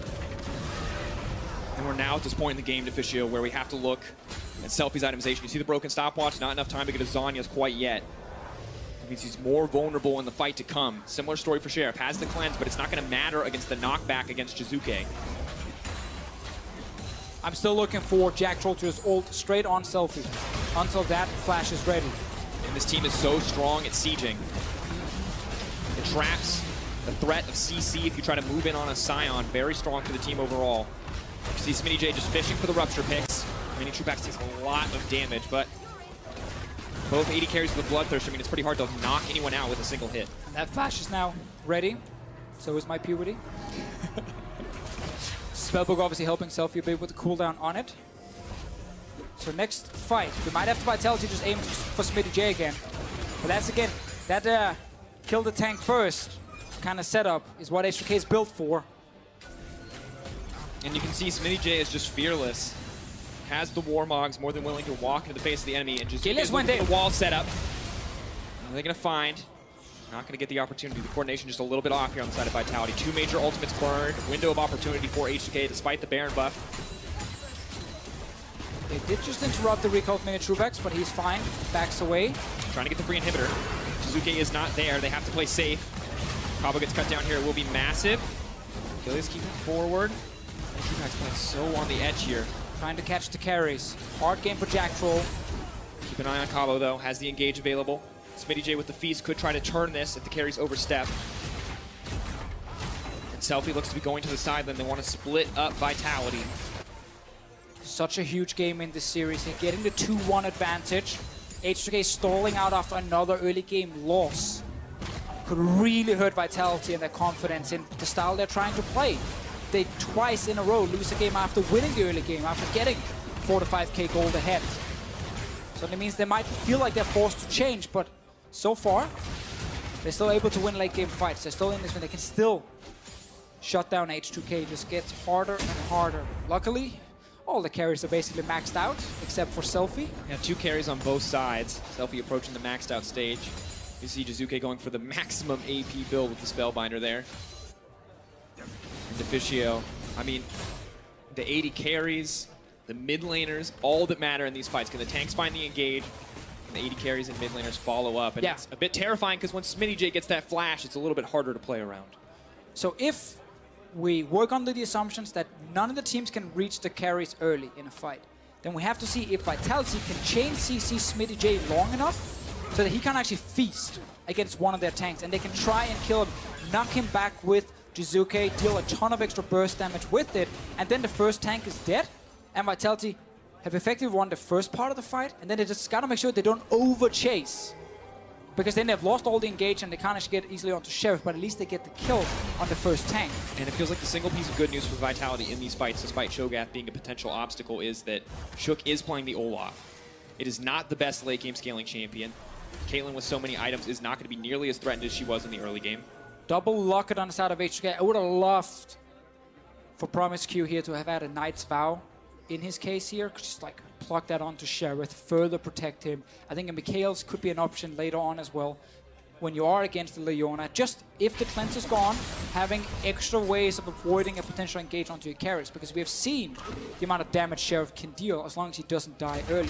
And Trueback is trying to do exactly the same on his side, and while there is a lot of damage with the headshots, doesn't have that insane attack speed steroid to get from the Tristana. That's the big thing in deciding this. The mobility, the safety that Sheriff provides, and the attack speed steroid. So crucial for the late game scaling hyper carries. 110% on Sheriff if he ever gets to stand still and hit the opposition. Caitlyn, of course, with the empowered crits, but they're so few and far between in these fights. A lot more will depend on if they can just burst a single target out. But the 1,000 damage crits are coming in now for Sheriff. He's just about untouchable. Overheal plus the Bloodthirst are going to make it hard to burst him down. Remember also with Gilius on Sejuani, there is a late game advantage for Vitality in terms of the junglers. But it can be tough to actually land the key ulti when everyone is grouped together. You tend to just hit the tank in the face and not one of the carriers. Banner on top side, pushing out 2 of them on the side of Vitality at the moment, 2 of them on the side of H2K to try and match it. And Baron. A minute till Baron, minute 45 till the Elder Dragon. Second one for H2K if they get it. It's a massive buff despite not even having any dragons. And Trueback's trying his best here to beat a big carry. Ton of damage on his side with the Caitlyn. Obviously when 280 carries are hitting tanks 24/7, they tend to get very high damage numbers. Double banner on one side. So banner v banner, however, Vitality having to respond on the bottom side of the map does mean that H2K should have a clear path to get some Baron vision of their own to set that one up. They don't have any Mountain Drakes, but they still have 2 members who can cut through it quite quickly. Now this potential double banner setup, if you do that when Baron is actually alive, and the enemy tank then shows up bot lane, and you start the Baron, he's forced to TP in, and these 2 minions will continue just pushing.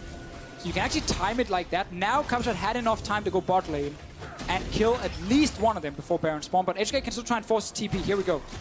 They're trying to back off. Vitality posturing around the pit, ready to threaten. SmittyJ now taking a whole ton of damage here, ready for the fight. Eyes on the engage options for both sides. Gilius going to connect, looking to chain the CC onto Promise Q. He's going to be a tough target to hit, but SmittyJ down to half health. Not going to heal up as he has stayed in the pit. Jizuke similarly low.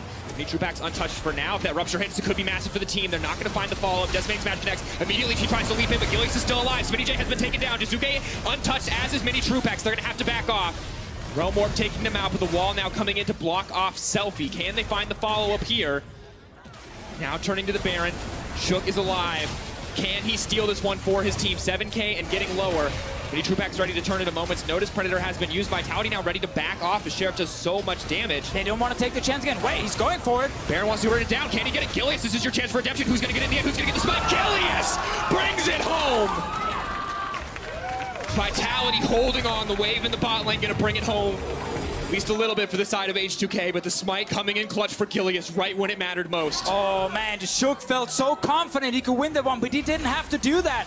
He went all in. They could have stepped away with the 4 members and just let the wave bot lane do some work. That's going to be a 4 Drake, Elder Drake now. Vitality won the initial fight, but then HK had the chance to just stop because Vitality did not want to commit to the Baron. They didn't want to risk it. And then Shook charges in alone, thinking he can actually finish it, and suddenly Gilius gets redemption. He gets the Baron. They get the Elder Drake. That was just a huge chance now gifted over to Vitality. Can they actually now go down and destroy the base of H2K, win one late game fight to win this game? They have Elder. They have Baron. They've got the banners, and all of the minion dematerializers are gone. This is their time. It could just have been a full reset around Baron, but then Shook thought he could be the hero. Trying to group. H2K is trying to find the flank. Philly's now backing out. But Jizuke, he's on his way from mid, and there's an Elder Drake on Vitality. Just looking for the CC. Selfie now could be in trouble. They may be able to find the follow-up combo immediately to the backside. Sheriff now trying to leap into the fight. Has to use the rocket jump to get in, though. Needs to play this one safe. Jizuke is moving in as well. Smitty J caught out. Gargoyle Stone Play keeps him alive for now, but he is going to get taken down. Advantage to Vitality. They're fighting against the massive buff on Vitality's side. They thought they could do it before Jizuke showed up, but he was running. He was there in time. H2K are getting so greedy in this game, despite them being able to win multiple late game fights. Vitality are looking for more.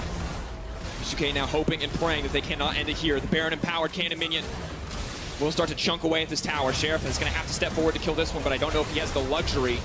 Unraveled Earth comes in. Sheriff has to leap out to safety. CC not going to connect on the Selfie. The follow-up will, however, they're going to try to cut him down. Jack Troll flashing out immediately. The chain CC comes in. Selfie is down! This could just be the win for Vitality. They're ready to push it in. Sheriff, it is now or never. Is he going to find the clutch play to bring it home? He's off to the side. The Death's Mix match. They're ready to lock him down. They force him out. Sheriff, goodbye. Mini Drew Packs coming in. Vitality bringing it back. I can't believe Vitality won this game.